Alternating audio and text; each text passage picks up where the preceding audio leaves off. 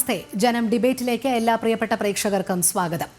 CMRL Exalogic കേസിൽ Veena Vijayan ഉൾപ്പെടെയുള്ളവരെ പ്രതിചേർത്ത് SFIO കുറ്റപത്രം സമർപ്പിച്ചത് കഴിഞ്ഞ ദിവസമാണ്. വീണയും അവരുടെ കമ്പനിയും 2.7 കോടി രൂപ നൽകാത്ത സേവനത്തിന് കൈപ്പറ്റി എന്നാണ് കുറ്റപത്രത്തിലുള്ളത്. വിചാരണയ്ക്ക് കേന്ദ്ര കമ്പനികാര്യ മന്ത്രാലയം അനുമതിയും നൽകിയിട്ടുണ്ട്. ജനം ഡിബേറ്റ് പരിശോധിക്കുന്നു. മകൾ പ്രതിപട്ടികയിൽ വരുമ്പോൾ മുഖ്യമന്ത്രിക്ക് ധാർമ്മിക ഉത്തരവാദിത്വം ഇല്ലേ? കോടികളുടെ ദുരൂഹ ഇടപാടിന് പാർട്ടി തണലോ? ഇന്ന് ഈ ചർച്ചയിൽ നമ്മോടൊപ്പം ചേരുന്ന അതിഥികൾ BJP പ്രതിനിധിയായ അഡ്വക്കേറ്റ് VP ശ്രീ പത്മനാഭൻ, ഇടത് സൈദ്ധാന്തികൻ പാണ്ഡ്യാല ഷാജി, ഇടത് നിരീക്ഷകൻ ഡോക്ടർ B ജയരാജൊപ്പം രാഷ്ട്രീയ നിരീക്ഷകനായ പ്രൊഫസർ AG ജോർജ് എന്നിവരാണ്. അതിഥികൾക്കും പ്രേക്ഷകർക്കും ഒരിക്കൽ കൂടി സ്വാഗതം. ആദ്യം ശ്രീ പാണ്ഡ്യാല ഷാജിയിലേക്ക്. ശ്രീ പാണ്ഡ്യാല ഷാജി, ഇത്രയും നാൾ തീർത്ത പ്രതിരോധങ്ങളൊക്കെ അമ്പേ പാളുന്ന കാഴ്ച തന്നെയല്ലേ ഇപ്പോൾ കാണാൻ കഴിയുന്നത്? എത്രമാത്രം ഗുരുതരമാണ് സാഹചര്യം എന്നുള്ളത് പാർട്ടി അണികൾക്ക് പോലും ബോധ്യപ്പെടുന്ന തരത്തിലേക്കല്ലേ SFIO കുറ്റപത്രം നീങ്ങുന്നത്? ഇനി എന്ത് പ്രതിരോധം സൃഷ്ടിക്കാനായിരിക്കും പാർട്ടി ശ്രമിക്കുക? കാരണം കഴിഞ്ഞ ദിവസവും പറയുന്നുണ്ടായിരുന്നു ഇത് രാഷ്ട്രീയ പ്രേരിതമാണ്, ആസൂത്രിത നീക്കമാണ് എന്നുള്ളത്. അതൊക്കെ മാറ്റിവെച്ചാൽ സീരിയസ് ഫ്രോഡ് ഇൻവെസ്റ്റിഗേഷന്റെ പരിധിയിൽ മുഖ്യമന്ത്രിയുടെ മകൾ വരുമ്പോൾ എന്തിനീ പണം കൈമാറി എന്നതടക്കമുള്ള ചോദ്യങ്ങളിലേക്ക് മറ്റ് ഏജൻസികൾ കൂടി അന്വേഷിക്കുമ്പോൾ എന്തായാലും അങ്ങേയറ്റം ഗുരുതരമായ സാഹചര്യത്തിലേക്ക് തന്നെയല്ലേ കടക്കുന്നത്?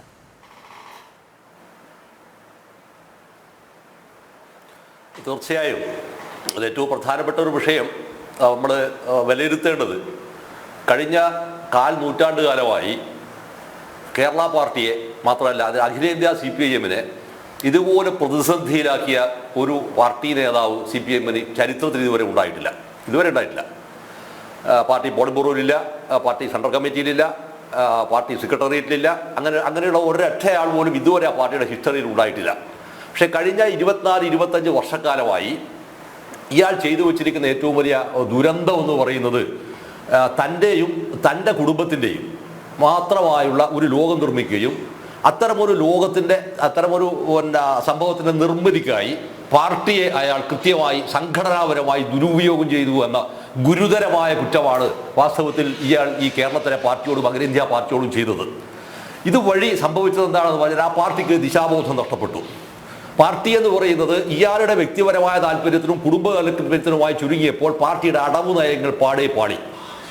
പാർട്ടിയുടെ പ്രത്യയശാസ്ത്ര നിലപാടുകൾ അങ്ങനെ ഒരു സംഭവം ഇല്ലാതായി തീർന്നു. പാർട്ടിയുടെ സംഘടനക്കകത്ത് പ്രവർത്തിക്കുന്ന ഓരോ ആളുകളും സ്വാർത്ഥമോഹികളും അതോടൊപ്പം തന്നെ പരപീഡനത്തിൽ ആനന്ദം കണ്ടെത്താൻ മാത്രമുള്ള ആളുകളായി മാറി. ഒരുതരം ഫ്യൂഡൽ മാടമ്പിമാരുടെ സ്വഭാവത്തിലേക്ക് പാർട്ടിക്കകത്തെ ഓരോ നേതാവും മാറുകയായിരുന്നു. അങ്ങനെ വാസ്തവത്തിൽ ഇയാൾ ചെയ്തത് എന്താണെന്ന് പറഞ്ഞാൽ ഈ കമ്മ്യൂണിസ്റ്റ് പാർട്ടി ഓഫ് ഇന്ത്യ മാർക്സിസ്റ്റിനകത്ത് വളരെ കൃത്യമായി ഈ ലുംബൻ ലീഡേഴ്സിനെയാണ് വാസ്തവത്തിൽ ഇയാൾ നിർമ്മിച്ചത് എന്നതാണ്. വളരെ ബോധപൂർവ്വം പ്രയോഗിക്കുന്ന വാക്കാണ് ലുംബൻ ലീഡേഴ്സ്. ഈ ലുംബൻ ലീഡേഴ്സിനെ നിയന്ത്രിച്ചതോടെ സത്യത്തിൽ എന്താ വെച്ചാൽ അവരുടെ കയ്യിലേക്ക് കളിക്കാവുന്ന ഒരു സംവിധാനമായി ഈ കേരളത്തിലെ മൊത്തം സിസ്റ്റം മാറുകയാണ്. ആ സിസ്റ്റം മാറിയതിൻ്റെ ഫലം എന്താണെന്ന് പറഞ്ഞാൽ പിന്നീട് ഇപ്പോൾ കഴിഞ്ഞ 9 വർഷക്കാലമായി ഭരണത്തിലാണ്. ഈ 9 വർഷക്കാലമായുണ്ടായിരുന്ന ഭരണത്തിൻ്റെ ഏറ്റവും വലിയ സാമൂഹ്യമായ ദുരന്തം എന്ന് പറയുന്നത് അത് ഇവരുടേതായിരിക്കുന്ന ഒരു സാമ്രാജ്യം സൃഷ്ടിക്കുകയും അങ്ങനെ എന്താ പറയുക നിലവാരമുള്ള ബ്യൂറോക്രാറ്റുകളുടെ മുമ്പിൽ പോലും സ്വയം പരിഹാസ്യമായി തീരുന്നൊരവസ്ഥയിൽ അവരുടെ മുമ്പിൽ ഒരു കാര്യം പറഞ്ഞാൽ അവർ ചെയ്യാതിരിക്കുന്നൊരവസ്ഥയോ അല്ലെങ്കിൽ ഇയാൾ ഇത്രക്ക് മാത്രമേ ഉള്ളൂ എന്ന് പറഞ്ഞ് സ്വയം അപമാനിക്കപ്പെടുന്നൊരവസ്ഥയിലേക്ക് ഇയാൾ ചുരുങ്ങിപ്പോവുകയോ ചെയ്യുന്ന വളരെ വിചിത്രമായ ഒരു നിർമ്മിതിയാണ് അയാൾ ഉണ്ടാക്കിയത്. അത് പോലീസിൽ അങ്ങനെയാണ്, മറ്റ് അഡ്മിനിസ്ട്രേറ്റീവ് രംഗത്ത് അങ്ങനെയാണ്, സംഘടനാ രംഗത്ത് വരുമ്പോൾ SFI രംഗത്തതാണ്, മഹിളാ ഫെഡറേഷൻ രംഗത്തതാണ്, പാർട്ടി രംഗത്തതാണ്, CITU രംഗത്തതാണ്, മുഴുവൻ രംഗങ്ങളിലും ഈ രീതിയിലേക്ക് ഇയാൾ നശിപ്പിച്ചു. അപ്പം ഇങ്ങനെ നശിപ്പിച്ചപ്പോൾ വരുന്നൊരു വിഷയം കഴിഞ്ഞ തവണ ലാവലിൻ വിഷയം വന്നപ്പോൾ ഇയാളെ പാർട്ടി ബാക്ക് ചെയ്തിരുന്നു. അയാൾ പാർട്ടി ബാക്ക് ചെയ്യേണ്ടായത് കാരണം നമുക്ക് എല്ലാവർക്കും അറിയാം, മുഴുവൻ ആളുകൾക്കും അറിയാവുന്ന ഒരു യാഥാർത്ഥ്യമുണ്ട്. ആ പണം അഖിലേന്ത്യാ പാർട്ടി ലീഡർഷിപ്പിനകത്തേക്ക് ഒരു വലിയ ശതമാനം കൊടുത്തിട്ടുണ്ടായിരുന്നു എന്ന് ഇപ്പോൾ ഏതാണ്ട് സ്ഥിരീകരിക്കപ്പെട്ടിട്ടുണ്ട്. അപ്പം അതുകൊണ്ട് തന്നെ അഖിലേന്ത്യാ പാർട്ടി ലീഡർഷിപ്പ് ഇയാളെ ലാവലിൻ കേസിനകത്ത് ഇയാളെ ബാക്ക് ചെയ്തിരുന്നു. ആ ബാക്കിങ്ങിന്റെ ഭാഗമായാണ് CPIM-ന്റെ സെൻട്രൽ കമ്മിറ്റി മെമ്പറായിരിക്കുന്ന EP ജയരാജൻ അന്നേരത്തേക്ക് ഒരു ജാഥയുണ്ട്, ഇയാൾ നയിച്ചിരിക്കുന്ന ഒരു ജാഥയുണ്ട്, നവകേരള യാത്ര. ആ നവകേരള യാത്രയിലാണ് പോടാ പുല്ലേ CBI എന്ന് പറയുന്ന ഏറ്റവും ചീപ്പസ്റ്റ് ആയിരിക്കുന്ന ഒരു പ്രഖ്യാപനം ഒരു സെൻട്രൽ കമ്മിറ്റി മെമ്പർ ആദ്യമായി നടത്തുന്നത്. ഇങ്ങനെ വരുന്ന ഒരു ചിത്രം നിർമ്മിക്കുകയും കൂടി ചെയ്തുകൊണ്ട് എന്തായെന്ന് പറയാൻ ആരെയും എന്തും പറഞ്ഞ് വെല്ലുവിളിക്കാവുന്ന ഒരു ചിത്രം ഇതിന്റെ താഴേക്കിടയിലുള്ള പാർട്ടി സഖാക്കൾക്കടക്കം ഇയാൾ നിർമ്മിച്ചു കൊടുക്കുകയും ചെയ്തു. ഇങ്ങനെ നിർമ്മിച്ചു കൊടുത്തതിന്റെ അനിവാര്യമായിരിക്കുന്ന ദുരന്തം എന്ത് എന്നതാണ്. ആ ദുരന്തത്തിന്റെ വ്യക്തമായ ചിത്രമാണ് വാസ്തവത്തിൽ ഇന്ന് ഇവിടെ വന്ന് മുട്ടി നിൽക്കുന്നത്. ഈ പറയുന്ന SFIO കേസിനകത്ത് ഇയാളുടെ മകൾ പ്രതിയാക്കപ്പെട്ടിരിക്കുന്നു. പല നാൾ കട്ടാൽ ഒരു നാൾ പിടിയിൽ, പല നാൾ കട്ടാൽ ഒരു നാൾ പിടിയിൽ. ഇവിടെ നമ്മൾ വളരെ സത്യസന്ധമായി വിലയിരുത്തിയാൽ പറയുന്നത് ഈ മനുഷ്യന്റെ കൈകൾ അയാൾ നിയമസഭക്കത്ത് ഗംഭീരമായിട്ട് പ്രഖ്യാപിച്ചതാണല്ലേ ഈ കൈകൾ ശുദ്ധമാണ് കേട്ടോ. ഞാൻ തിരിച്ചാണ് പറയുന്നത്. ആ കൈകൾ വാസ്തവത്തിൽ എന്താണ്? ആ കൈകൾ തീർത്തും രക്തപങ്കിലമാണ് ആ കൈകൾ. അതോടൊപ്പം തന്നെ അയാളുടെ ചിന്ത എന്ന് പറയുന്നത് അത് മുഴുവൻ തന്നെ പാപപങ്കിലവുമാണ്. ഞാൻ അടിവരയിട്ട് പറയാം, അയാളുടെ രണ്ട് കൈകളും രക്തപങ്കിലമാണ്. അയാളുടെ ചിന്ത മുഴുവൻ തന്നെ പാപപങ്കിലവുമാണ്. അങ്ങനെ രക്തപങ്കിലവും പാപപങ്കിലവുമായി ഈ കഴിഞ്ഞ എത്രയോ വർഷങ്ങളായി 24-25 വർഷക്കാലമായി MBR CPM-നകത്ത് പുറത്താക്കപ്പെട്ടതിന് ശേഷമാണ് ഇയാൾ പാർട്ടിക്കകത്ത് ഇയാള് ഒരു എന്താ പറയാ ആരോഹണം നടക്കുന്നത്. ഈ ആരോഹണത്തിന്റെ ഘട്ടം തൊട്ട് ഇന്നേ വരെയാ കാട്ടിക്കൂട്ടിയത്. ഇപ്പൊ നടക്കുന്ന ഈ മധുരയിൽ നടക്കുന്ന പാർട്ടി കോൺഗ്രസിനകത്ത് പോലും അയാൾ കാട്ടിക്കൂട്ടിയത് മുഴുവൻ തന്നെ ആ പാർട്ടിയെ അയാളുടെ വ്യക്തിപരമായ കാര്യത്തിൽ മാത്രമായി അയാൾ ഉപയോഗിക്കുകയും ആ ഉപയോഗത്തിന്റെ ഫലം ഇന്ന് നിങ്ങൾ തിരിച്ചറിയേണ്ട വിഷയം എന്താ പറഞ്ഞാൽ അഖിലേന്ത്യാ പാർട്ടി കോൺഗ്രസിനകത്ത് ഏതാണ്ട് 700 ചില്ലുവാനും പ്രതിനിധികളാണ് പങ്കെടുത്തത്. ആ പ്രതിനിധികൾ പങ്കെടുത്തപ്പോൾ കേരള പാർട്ടിയുടെ പ്രതിനിധികൾ ചർച്ചയിൽ പങ്കെടുത്തിരിക്കുന്ന 8 ആളുകളാണ്. അതിലൊരു വലിയ യോഗ്യനായി പങ്കെടുത്ത ഒരുത്തരാണ് KK രാജേഷ്. ഇയാളുടെ പേഴ്സണൽ സെക്രട്ടറിയിൽ പണിയെടുക്കുന്ന വിദ്വാൻ പഴയ രാജ്യസഭാ മെമ്പറും. അയാൾ വെച്ചിരിക്കുന്ന ഒരു പ്രധാനപ്പെട്ട നിർദ്ദേശം എന്താണ്? ഈ നവകേരളത്തിന്റെ ഭാഗമായി, രണ്ടാം നവകേരളത്തിന്റെ ഭാഗമായി വന്നിരിക്കുന്ന സംഭവം ഉണ്ടല്ലോ, നവകേരള നിർമ്മിതിക്കുള്ള പുതുവഴികൾ. ഈ പുതുവഴികൾ എന്ന് പറയുന്ന ഇടതുപക്ഷ ജനാധിപത്യ മുന്നണിയുടെ പരിപാടി പദ്ധതി അഖിലേന്ത്യാ തലത്തിൽ പ്രചരിപ്പിക്കണമെന്നാണ് ഈ KK രാജേഷ് എന്ന് പറയുന്ന യൂസ്ലെസ് ഈ പാർട്ടി കോൺഗ്രസിൽ ചർച്ചയിൽ ആവശ്യപ്പെട്ടത്. ഞാൻ യൂസ്ലെസ് എന്ന് വിളിക്കാനുള്ള കാരണം എന്താ അറിയോ? ഈ 715ഓളം വന്നിരിക്കുന്ന പാർട്ടി സഖാക്കളുടെ മുമ്പിൽ ഇയാൾ കള്ളനാണ് എന്ന് സ്ഥാപിക്കപ്പെട്ടിരിക്കുന്നു. ഇപ്പോ ഇയാളുടെ കുടുംബം കാട്ടുകളത്തികളുടെ മടയാണെന്ന് സ്ഥാപിക്കപ്പെട്ടിരിക്കുന്നു. ഇത്രയേറെ അപമാനിക്കപ്പെട്ടിരിക്കുന്ന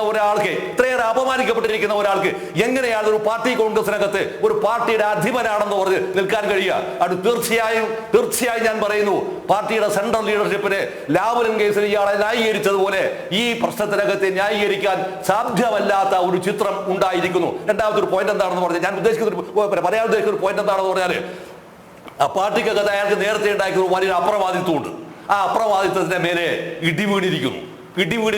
പക്ഷെ എങ്കിൽ പോലും നിലവിലുള്ള അവസാന കൈയെന്ന നിലയിൽ അയാളുടേതായ രീതിയിൽ ഈ പാർട്ടിക്കകത്തെ സ്വാധീനം ഉണ്ടാക്കി അയാൾക്ക് വേണ്ടുന്ന ഒരാളെ അയാൾ അഖിലേന്ത്യാ പാർട്ടി സെക്രട്ടറി ആക്കുകയും അതിനകത്ത് ആളുകളെ അയാൾ ഇൻഡസ്ട്രി ഒക്കെ ചെയ്യും. പക്ഷെ അങ്ങനെ ചെയ്യുമ്പോൾ പോലും ഈ ഞാൻ നേരത്തെ പറഞ്ഞിരിക്കുന്ന ലുംബൻ ലീഡേഴ്സ് ഉണ്ടല്ലോ, ആ ലുംബൻ ലീഡേഴ്സ് ഒന്നൊന്നായി ഇനി ഇയാളെ കൈയൊഴിയുന്ന ഒരു ചിത്രം ഈ പാർട്ടിക്കകത്ത് രൂപം കൊള്ളാൻ പോവുകയാണ്. ആ പാർട്ടിക്കകത്ത് രൂപം കൊള്ളുകയും ചെയ്യുന്നതോടെ സംഭവിക്കുന്ന സംഗതി വളരെ അപകടകരമാണ്. എന്താ സംഭവം എന്ന് പറഞ്ഞാൽ പിന്നീട് ഈ പാർട്ടിക്കകത്ത് പുതുതായി രൂപപ്പെടുന്ന സമവാക്യത്തിലേക്ക്, രാഷ്ട്രീയ ബലാബലത്തിലേക്ക് ഈ ലുംബന്മാർ കയറി വരിക എന്ന അവസ്ഥ വന്നു കഴിഞ്ഞാൽ അതെന്തായിത്തീരുന്നു പറഞ്ഞാൽ ഇപ്പൊ പുത്തനായി വരുന്ന ഒരു കലക്റ്റീവ് ഫോഴ്സിനെ പോലും നശിപ്പിക്കാൻ ത്രാണിയുള്ള ഇൻസെക്ട്സുകളായി അവർ മാറ്റപ്പെടുന്ന ഒരു ദുരന്ത ചിത്രവും കൂടി ഇതിന്റെ ഭാഗമായി രൂപം കൊള്ളുന്നു എന്നുള്ളതാണ് ഇതിന്റെ വിചിത്രമായ ചിത്രം. അതിനാൽ ആവർത്തിച്ചും ഉറപ്പിച്ചും പറയാവുന്ന ഒരു കാര്യം തീർച്ചയായും ഈ പെൺകുട്ടി, അതായത് വീണ പായ്ക്കണ്ടി എന്ന് പറയുന്ന ഇയാളുടെ മകൾ, നിങ്ങൾ തിരിച്ചറിയുന്ന ഒരു പോയിന്റ് കൂടെ അതിനകത്ത് നമ്മൾ അറിയേണ്ട വിഷയം എന്താ പറഞ്ഞാല് കേരളത്തിൽ നമ്മളെല്ലാവരും മറന്നു പോയിരിക്കുന്ന ഒരു സ്ത്രീയില്ലേ, സ്വപ്ന സുരേഷ് അല്ലേ? അവർ ഇതുപോലെ ഒരു അച്ഛന്റെ മകളായിരുന്നില്ലേ? തെരുവിലിട്ട് ഭേദം ചെയ്തു. മാനാപമാനത്തെ നിലയിലാക്കയത്തിലേക്ക് ചവിട്ടി താഴ്ത്തി. ആരുണ്ട് ആ സ്ത്രീയുടെ പേര് പറയാൻ? ഇപ്പോ എനിക്ക് അവരെ അറിയില്ലെന്ന് പറഞ്ഞു അല്ലെ? അത് പറയാൻ ഇയാൾക്ക് രണ്ടാം തവണ ഇയാൾക്ക് ഒരു വിഷമം ഉണ്ടായില്ലല്ലോ. പക്ഷേ ഈ സ്വന്തം മകളുടെ വിഷയം വന്നപ്പോഴോ, സ്വന്തം മകളുടെ വിഷയം എത്ര തവണയാണ് ഈ SFIO അന്വേഷണം മുടക്കുന്നതിനായി എത്ര കോടി ഉറുപ്പിയാണ് ചെലവിട്ടു?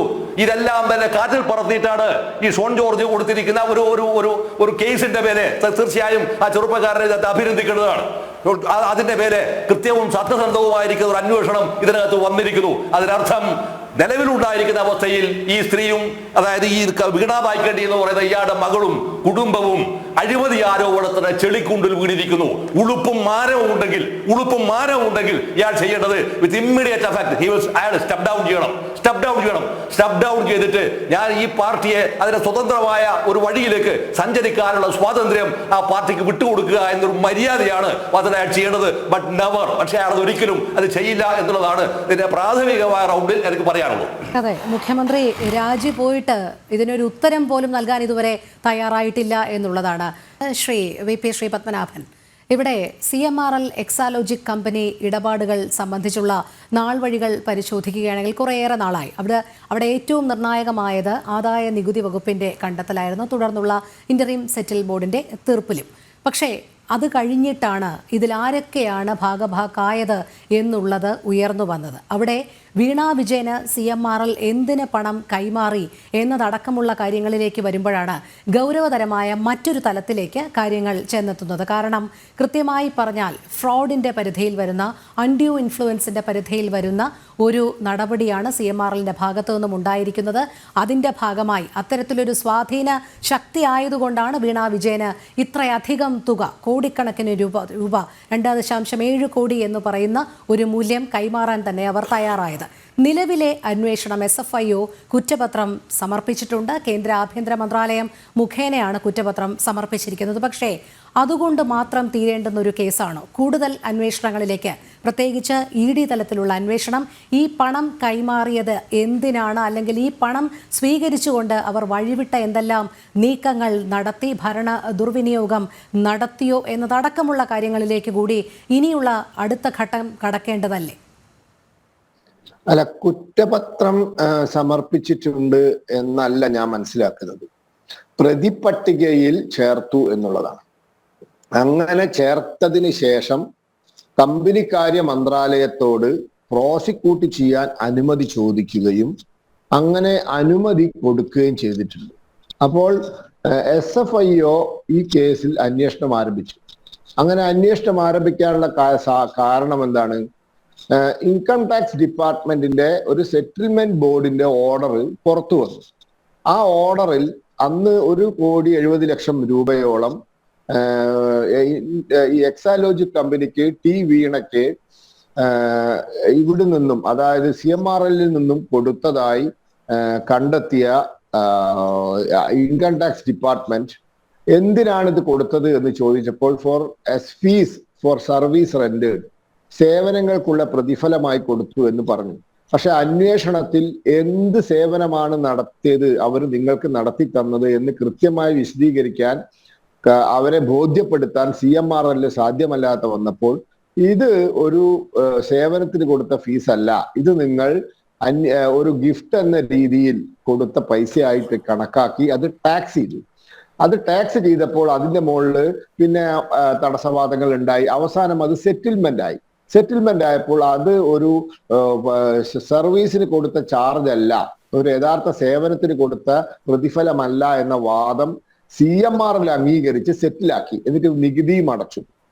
ഇത് പുറത്തു വന്നപ്പോഴാണ് ഇത് ഒരു കമ്പനി വേറൊരു കമ്പനിയിൽ നിന്നും ഒരു സേവനവും കൈപ്പറ്റാതെ പൈസ വാങ്ങുന്നു എന്നുള്ളത് ഒരു ഫ്രോഡലന്റ് ഡീലിങ്സ് ആണ് എന്ന പരാതി വരികയും അതിൽ SFIOയുടെ അന്വേഷണം വരികയും, ആ SFIOന്റെ ഫുൾ ഫോം തന്നെ സീരിയസ് ഫ്രോഡ് ഇൻവെസ്റ്റിഗേറ്റിംഗ് ഓഫീസ് എന്നാണ്.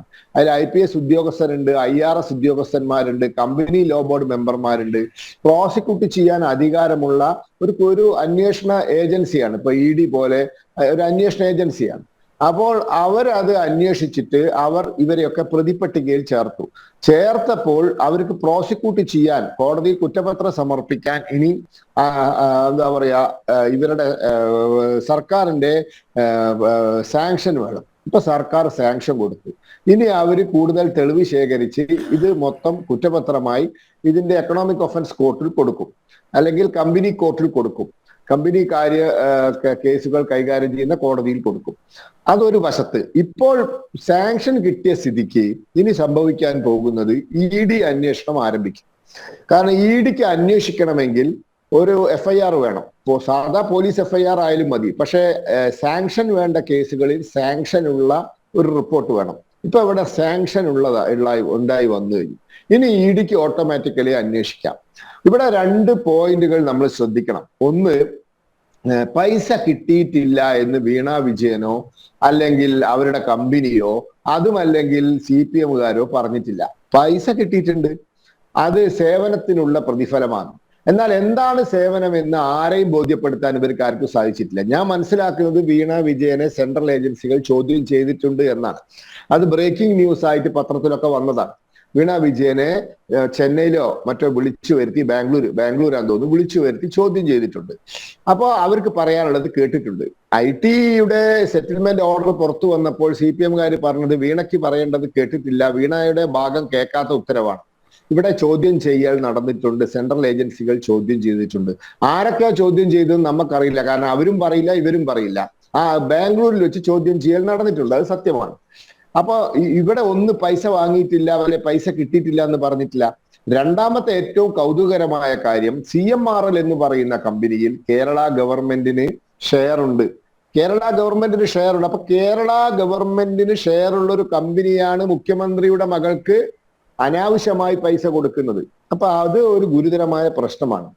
അത് പ്രിവെൻഷൻ ഓഫ് കറപ്ഷൻ ആക്ടിന്റെ ഉള്ളിൽ വരാനുള്ള എല്ലാ സാധ്യതയുമുണ്ട്.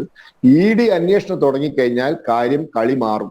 കാരണം അത് പിന്നെ ക്രിമിനൽ പ്രോസിക്യൂഷൻ വരും, ഫ്രോഡ് മാത്രമല്ല ഒരു ഒഫൻസ് വരും, മണി ലോണ്ടറിങ് ചിലപ്പോൾ വന്നേക്കാം. ഏതായാലും വരുന്ന ദിവസങ്ങൾ വളരെ ചടുലമായ രീതിയിലുള്ള അന്വേഷണങ്ങൾക്ക് നമ്മൾ സാക്ഷ്യം വഹിക്കാൻ പോവുകയാണ്. ഇവിടെ CPM-നെ സംബന്ധിച്ചിടത്തോളം അവർ ചെയ്യേണ്ട ഒരു കാര്യം, ഇത് ഒരു വ്യക്തിക്ക് വേണ്ടി ഈ ഒരു സംവിധാനം മുഴുവൻ കുറ്റം കേൾക്കുകയാണ്. കുറ്റം ചെയ്തൊരു വ്യക്തിയാണ്, പക്ഷെ അതിന്റെ പരാതി കേൾക്കുന്നത് അല്ലെങ്കിൽ അതിന്റെ കുറ്റപ്പെടുത്തൽ കേൾക്കുന്നത് ഒരു സംവിധാനമാണ്. ഈ സംവിധാനം ഒരു വ്യക്തിക്ക് വേണ്ടി ഇത് മുഴുവൻ ഏറ്റെടുക്കേണ്ട ആവശ്യമില്ല. ഇതിൽ സത്യസന്ധമായ അന്വേഷണം നടന്ന് കുറ്റപത്രം ഫയൽ ചെയ്യുന്ന ഒരു സാഹചര്യം ഉണ്ടെങ്കിൽ അത് ഗുരുതരമായ ഒരു സാഹചര്യമാണ്. അപ്പൊ അതുകൊണ്ട് ഇതുപോലത്തെ ഒരു ഫ്രോഡ് കേസിൽ പ്രതിയാക്കി പ്രോസിക്യൂട്ട് ചെയ്യാൻ ഗവൺമെന്റ് സാങ്ഷനും കൊടുത്തു കഴിഞ്ഞാൽ സ്വാഭാവികമായിട്ടും ചെയ്യേണ്ടത് മുഖ്യമന്ത്രിയുടെ മകളാണ്. മുഖ്യമന്ത്രിയുടെ മകൾക്ക് സർക്കാരിന് ഷെയറുള്ള കമ്പനിയിൽ നിന്നാണ് പൈസ വന്നിരിക്കുന്നത്. ആ ഒരു സാഹചര്യത്തിൽ അതിന്റെ ധാർമ്മിക ഉത്തരവാദിത്തം ഏറ്റെടുത്ത് ഉചിതമായ നടപടികൾ സ്വയം സ്വീകരിക്കണം. അതാണ് വേണ്ടത്. ശരി, ശ്രീ AG ജോർജ്, ഇവിടെ കേരളം കണ്ടതിലേക്കും വെച്ച് ഏറ്റവും വലിയ ഒരു ആസൂത്രിത കൊള്ള എന്ന് തന്നെ ഇതുമായി ബന്ധപ്പെട്ട് പറയേണ്ടിയിരിക്കുന്നു. കൊള്ളയല്ല, പണമിടപാട്. അതിന് യാതൊരു രേഖകളുമില്ല. പ്രത്യേകിച്ച് 2.7 കോടി വീണ തൈക്കണ്ടിക്ക് മാത്രം. അത് എന്തിന് എന്നുള്ളത് ഇപ്പോഴും അവ്യക്തമായി നിലനിൽക്കുകയാണ്. അതോടൊപ്പം 182 കോടിയുടെ അനധികൃത പണമിടപാടും കണ്ടിട്ടുണ്ട്. അതായത് കള്ള ബില്ലുകൾ ഉണ്ടാക്കി CMRL മറ്റ് രാഷ്ട്രീയ പാർട്ടികൾക്കും കൊടുത്തിട്ടുണ്ട് എന്നുള്ളത്. അതുമായി ബന്ധപ്പെട്ട തെളിവുകളൊക്കെ ഇനിയാണ് ശേഖരിക്കാനിരിക്കുന്നത്. പക്ഷേ ഇതുമായിട്ടൊക്കെ ബന്ധപ്പെട്ട ഒരു അന്വേഷണമാണ് ഇനി തുടർന്നു വരുന്നത്. ഇവിടെ രണ്ട് കാര്യങ്ങൾ വ്യത്യാസപ്പെട്ടിരിക്കുന്നു. ഒന്ന്, ഈ 182 കോടി എന്നുള്ള വലിയ തുക വിവിധ രാഷ്ട്രീയ കക്ഷി നേതാക്കൾക്കും സ്ഥാപനങ്ങൾക്കുമായി വീതിച്ചു നൽകി എന്നുള്ളതിന് അടിസ്ഥാനപരമായ ചില തെളിവുകളില്ല. അതായത് പണം നേരിട്ട് കൈമാറിയത് കൊണ്ട് തന്നെ അക്കൗണ്ടബിൾ മണി എന്നുള്ളതിൽ വരുന്നില്ല. പക്ഷേ നമുക്കറിയാം വീണ വിജയനെ സംബന്ധിച്ചിടത്തോളം ഈ വീണ വിജയന് 1.7 കോടി ആദ്യം കൈമാറുന്നത് ബാങ്കിലൂടെ തന്നെയായിരുന്നു. അതിൻ്റെ സേവനം എന്താണ് എന്ന് ചോദിക്കുമ്പോൾ പ്രത്യേകിച്ച് സേവനമൊന്നും നൽകിയിട്ടില്ല. പക്ഷേ ആദ്യം തന്നെ അത് CMRL ഇൻകം ടാക്സ് അടച്ച് അതൊരു ഒത്തുതീർപ്പിലേക്ക് എത്തിക്കുകയും ചെയ്തിരുന്നു. തുടർന്നാണ് എന്തിനാണ് ഈ കമ്പനി വീണ വിജയൻ ഇത്രയധികം പണം നൽകിയത്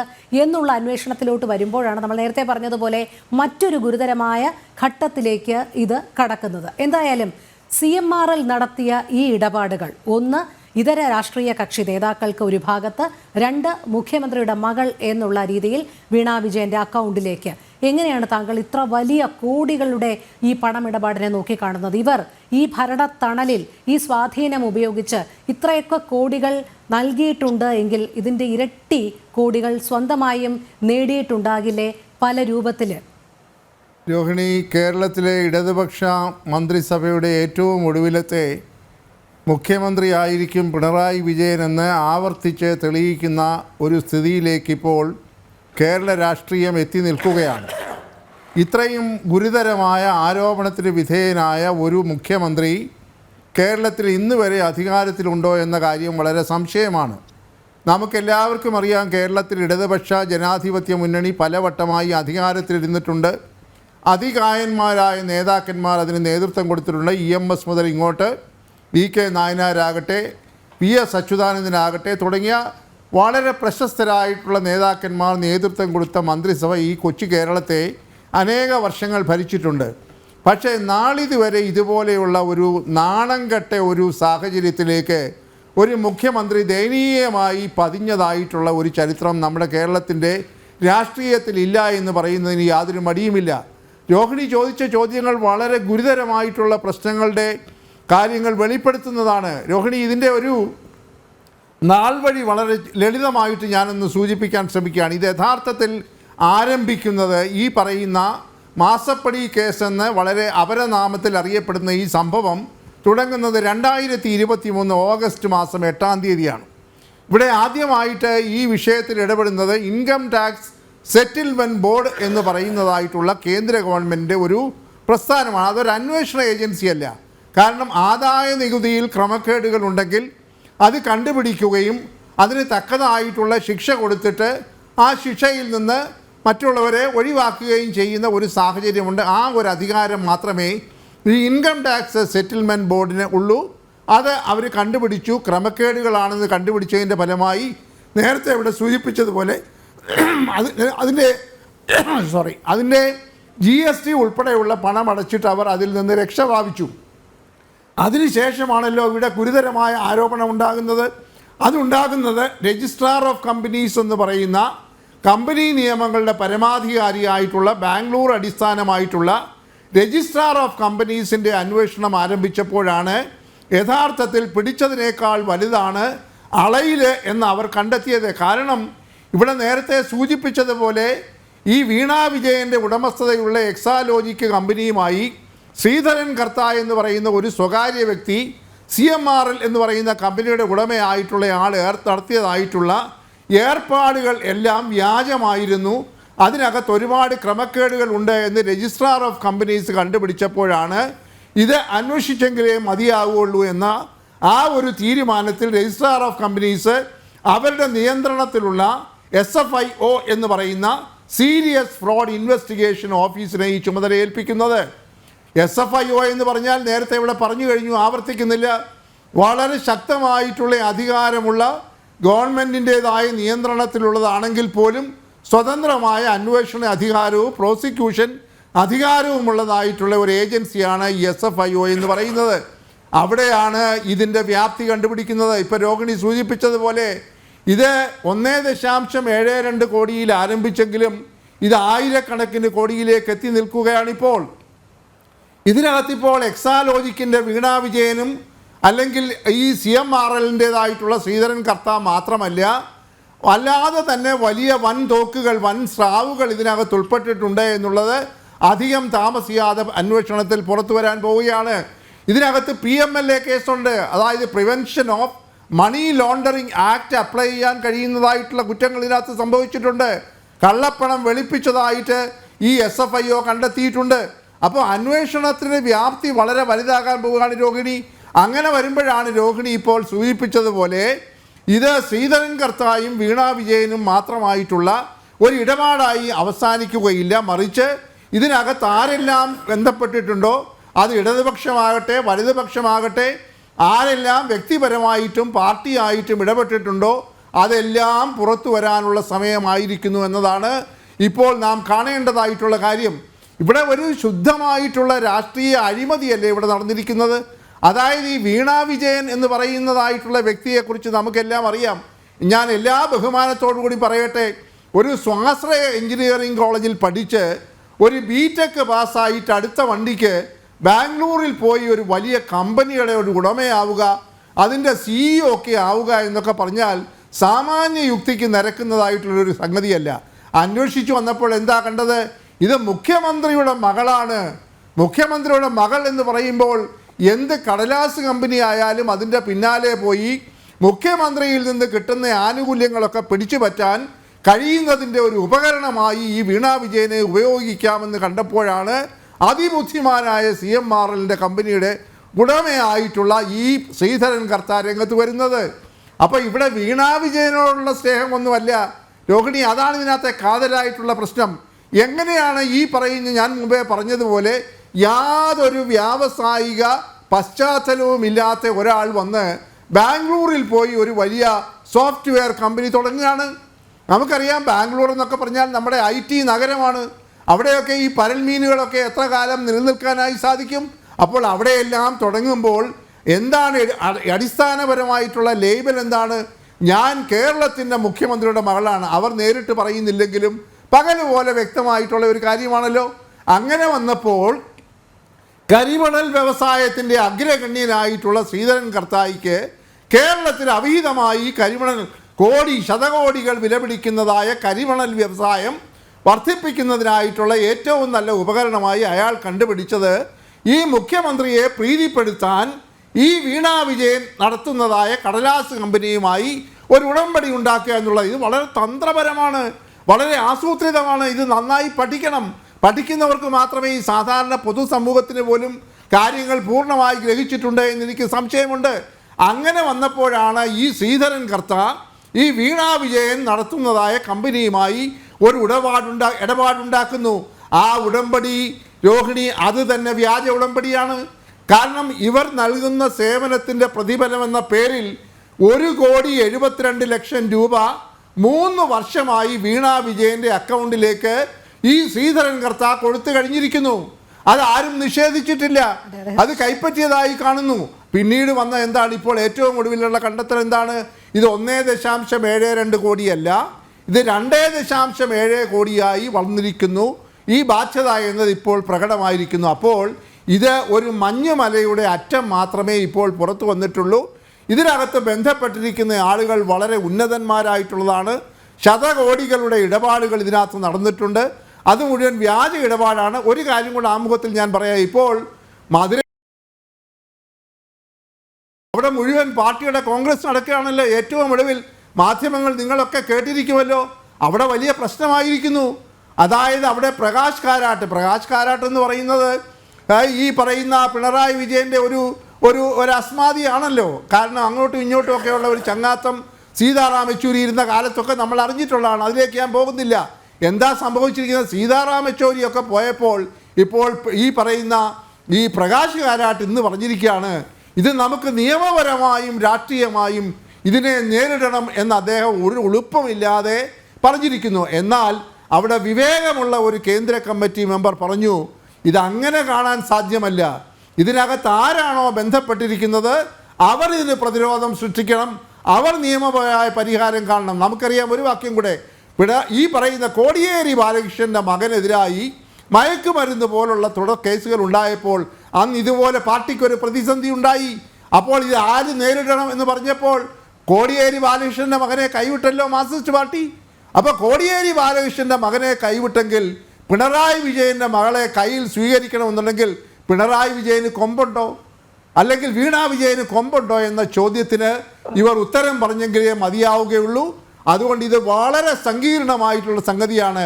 നേരത്തെ എൻ്റെ ബഹുമാനപ്പെട്ട ഷാജി പറഞ്ഞതുപോലെ ഉളുപ്പുണ്ടെങ്കിൽ ഒരു നിമിഷം വൈകാതെ അധികാര കസേരയിൽ നിന്ന് പുറത്തിറങ്ങി മാന്യമായി ഈ പറയുന്ന കണ്ണൂർ ജില്ലയിലെ അദ്ദേഹത്തിൻ്റെ സ്വന്തം ഭവനത്തിൽ പോയി ശിഷ്ടായുസ് കഴിക്കണം എന്നാണ് കേരളത്തിലെ പൊതുസമൂഹം പറയുന്നത്. അതെ, ശ്രീ പാണ്ഡ്യാല ഷാജി, ഇവിടെ പാർട്ടി പ്രതിരോധം തീർക്കുന്നുണ്ട്, ആസൂത്രിതമായ നീക്കമെന്നും രാഷ്ട്രീയ പ്രേരിതമെന്നും പറഞ്ഞ് ഒരു ഭാഗത്ത്. അവിടെയാണ് നേരത്തെ നമ്മൾ പറഞ്ഞതുപോലെ കോടിയേരി ബാലകൃഷ്ണന്റെ മകനെയോ ഇ.പി. ജയരാജന്റെ മകനെയോ ഒക്കെ നേതാക്കളുടെ മക്കൾ എന്തെങ്കിലും കേസിൽപ്പെട്ടാൽ അതിന് പാർട്ടി എന്തു വേണം എന്ന് പറയാൻ കാണിച്ച ആ ധൈര്യം. പക്ഷേ അത് ഇവിടെ കാണുന്നില്ല. 2, CMRL കമ്പനി വീണ വിജയൻ വഴി മുഖ്യമന്ത്രിയിലേക്ക് എന്നതായിരുന്നോ നിലപാട്? അതോ നേരിട്ട് മുഖ്യമന്ത്രി തന്നെ അതിന് ഇടനിലക്കാരിയായി വീണ വിജയൻ വഴി എന്നുള്ളത് തന്നെയായിരുന്നോ തീരുമാനിച്ചിരുന്നത്? അതിൻ്റെ അടിസ്ഥാനത്തിൽ തന്നെയാണോ? അല്ലാതെ മുഖ്യമന്ത്രി ഇതൊന്നും അറിഞ്ഞിരുന്നില്ല എന്നുള്ള തലത്തിലേക്ക് നമുക്ക് വായിക്കേണ്ടതുണ്ടോ?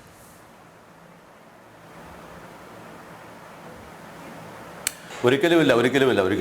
അതിലേറ്റവും അതാണ് നേരത്തെ ഞാൻ പറഞ്ഞതാണ് സ്വപ്ന സുരേഷ് എനിക്ക് അറിയില്ലെന്ന് ഉളുപ്പില്ലാതെ അയാൾ കേരളത്തിലെ നിയമസഭയിൽ പറഞ്ഞതാണ്. ഉളുപ്പില്ലാതെ അയാൾ പറയാണ് എനിക്ക് സ്വപ്ന സുരേഷിനെ അറിയില്ല.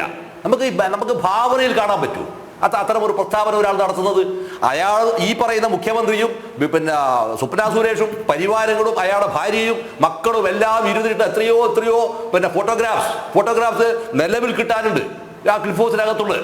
അപ്പൊ ഇതെല്ലാം കിട്ടുമ്പോൾ പോലെയാണ് അയാൾ നിയമസഭയ്ക്ക് വെച്ച് 140 നിയമസഭാ സാമാജികന്മാരിൽ അതിൽ മഹാഭൂരിപക്ഷവും ഇടതുപക്ഷത്തിന്റെ ആൾക്കാരാണല്ലോ. പക്ഷെ എങ്കിൽ പോലും അവരെ മുഴുവൻ തന്നെ വിഡ്ഢികളാക്കിക്കൊണ്ടാണ് ഇയാൾ ഒരു പ്രസ്താവന നടത്തുന്നത്.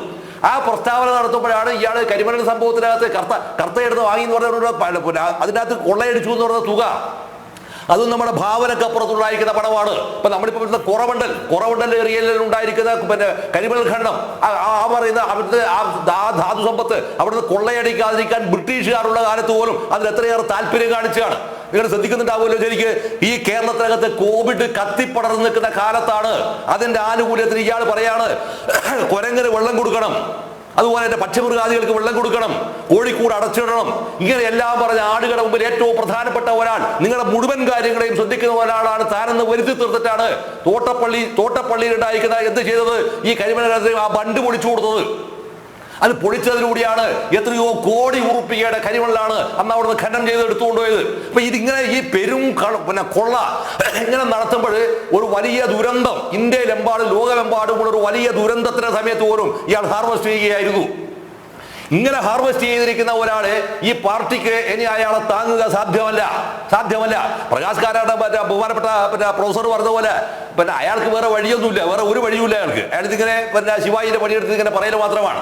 പക്ഷെ എങ്ങനെ പറഞ്ഞാൽ പോലും ഇയാളെ ഇനി പാർട്ടിക്ക് കൊണ്ടുകിടക്കാൻ സാധ്യമല്ല. കാരണം ഈ ഇപ്പൊ വന്നിരിക്കുന്ന റിപ്പോർട്ടിനകത്ത് തന്നെ വന്നിരിക്കുന്ന സംഭവം ഉണ്ടല്ലോ, ഇന്ത്യയിലെ ചില സംസ്ഥാനങ്ങൾക്ക് DYFIക്ക് യൂണിറ്റ് പോലും ഇല്ല എന്നാണ്. DYFIക്ക് യൂണിറ്റ് പോലും ഇല്ല എന്നാണ്. ഈ റഹീമിന്റെ പണിയെത്തുന്ന DYFI അഖിലേന്ത്യാ പ്രസിഡന്റായിരിക്കുന്ന റഹീമിന്റെ പണിയെത്തുന്ന SFIക്കകത്ത് അതിനേക്കാൾ കുത്തഴിഞ്ഞൊരവസ്ഥയായി മാറിയിരിക്കുന്നു. ഇത്തരം ഒരു അവസ്ഥ ഉണ്ടായിത്തീരാൻ സംഘടനയെ സമ്പൂർണ്ണമായി ദുർബലപ്പെടുത്തിയത് ആര്? ഇതാണ് ഏറ്റവും ബേസിക് ആയിരിക്കുന്ന ചോദ്യം. അതാണ് ഞാൻ പറഞ്ഞത്. 24 വർഷങ്ങൾക്ക് മുൻപ് 25 വർഷങ്ങൾക്ക് മുൻപ് ഇയാൾ ഈ പാർട്ടിയുടെ ഏകഛത്രാധിപത്യത്തിലേക്ക് വന്നതോടുകൂടിയിട്ടാണ് ഈ പാർട്ടിയുടെ സമ്പൂർണ്ണമായ നാശത്തിലേക്ക് ഇയാൾ ഇതിനെ നയിച്ചത്. കാരണം അത് നയിക്കേണ്ടത് എന്തിനായിരുന്നോ, ഈ പാർട്ടിക്കകത്ത് ഇയാൾക്കെതിരെ ഒരു വിമത ശബ്ദം ഉണ്ടാവാൻ പാടില്ല, ഒരു വിയോജിപ്പിന്റെ ശബ്ദം പോലും ഉണ്ടാവാൻ പാടില്ല. അതുണ്ടാകാത്ത ഒരവസ്ഥ നിർമ്മിച്ചുകൊണ്ടാണ് ഈ തീവട്ടിക്കൊള്ള മുഴുവൻ ഇയാൾ നടത്തിയത്. നിങ്ങൾ തിരിച്ച് നിങ്ങളൊന്ന് ആലോചിക്കുക.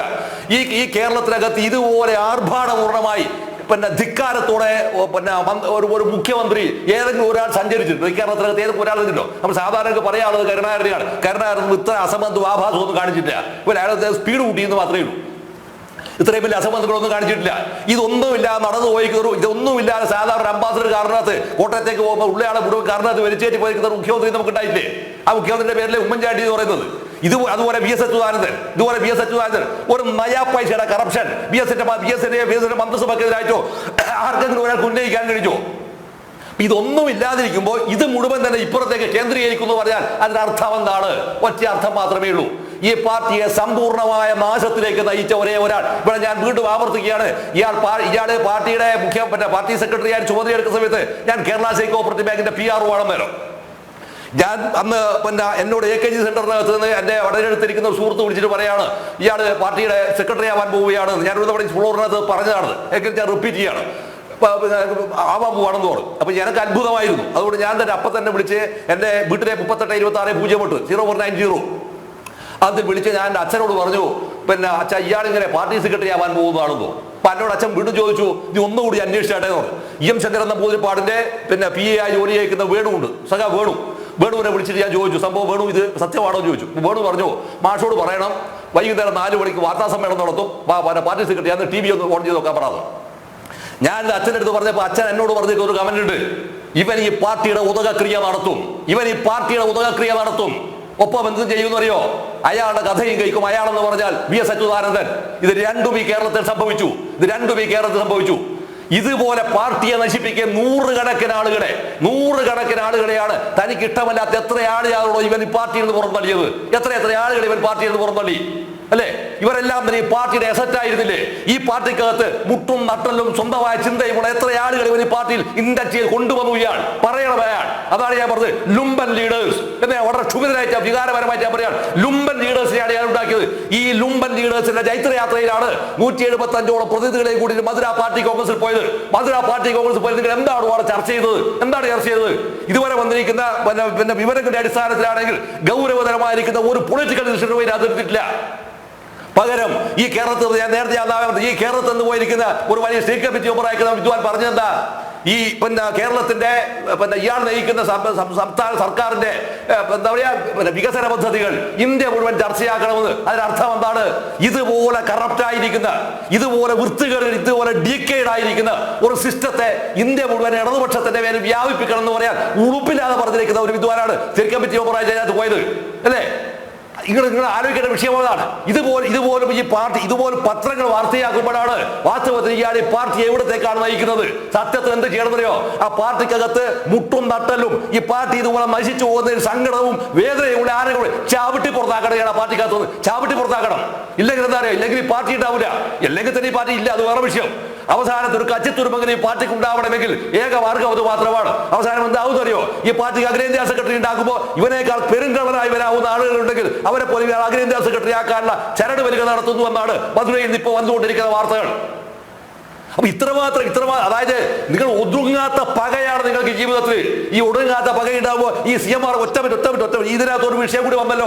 ഈ നേരത്തെ മാത്യു കുളനാടൻ ഈ വിഷയത്തിന് നമ്മൾ കേസ് കൊടുത്തു കഴിഞ്ഞപ്പോ ഒരു പരാമർശം ഉണ്ടായപ്പോ MV ഗോവിന്ദൻ പറഞ്ഞല്ലോ ഇത് ഉണ്ടയില്ല വെടി, മാത്യു കുളനാടൻ ഉണ്ടയില്ല വെടിയുടെ മഹത്വം കണ്ടില്ലേ എന്ന്. ഇപ്പൊ ഞാൻ തിരിച്ചു ചോദിക്കട്ടെ, ആ ഉണ്ടയില്ല വെടി ഇപ്പം തായി തീർന്നു, SFIയോട് അന്വേഷണം വരുന്നു, പ്രതിയാക്കപ്പെട്ടു എന്ന് പറഞ്ഞപ്പോ അത് പീരങ്കി വെടിയായി മാറിയില്ലേ? ഗോവിന്ദൻ മറുപടി പറയണം. പീരങ്കി വെടിയായ സ്കാറ്റർ ചെതറിപ്പോയില്ലേ?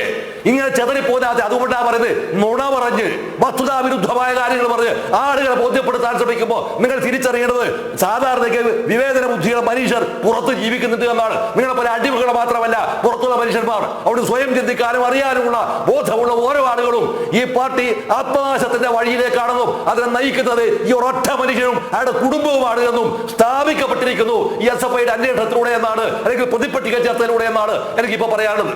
വേണം എന്തായാലും വിജിലൻസ് അന്വേഷണം മാസപ്പടിയിൽ വേണം എന്നുള്ളത് ഹൈക്കോടതി തള്ളിയപ്പോൾ വിജയ ആഹ്ലാദത്തിലായിരുന്നു CPM. അതിനാണ് കൃത്യമായൊരു തിരിച്ചടി ഇപ്പോൾ കിട്ടിയിരിക്കുന്നത്. ശ്രീ B. ജയരാജ്, ഇനി എന്തു പറഞ്ഞ് പാർട്ടി പ്രതിരോധിക്കും? അല്ലെങ്കിൽ വീട്ടിലിരിക്കുന്നവരെ പറയുന്നു എന്ന് പറഞ്ഞ് നിയമസഭയിൽ ചാടി എഴുന്നേൽക്കുന്ന മുഖ്യമന്ത്രി ഇനി എങ്ങനെ പ്രതിരോധിക്കും?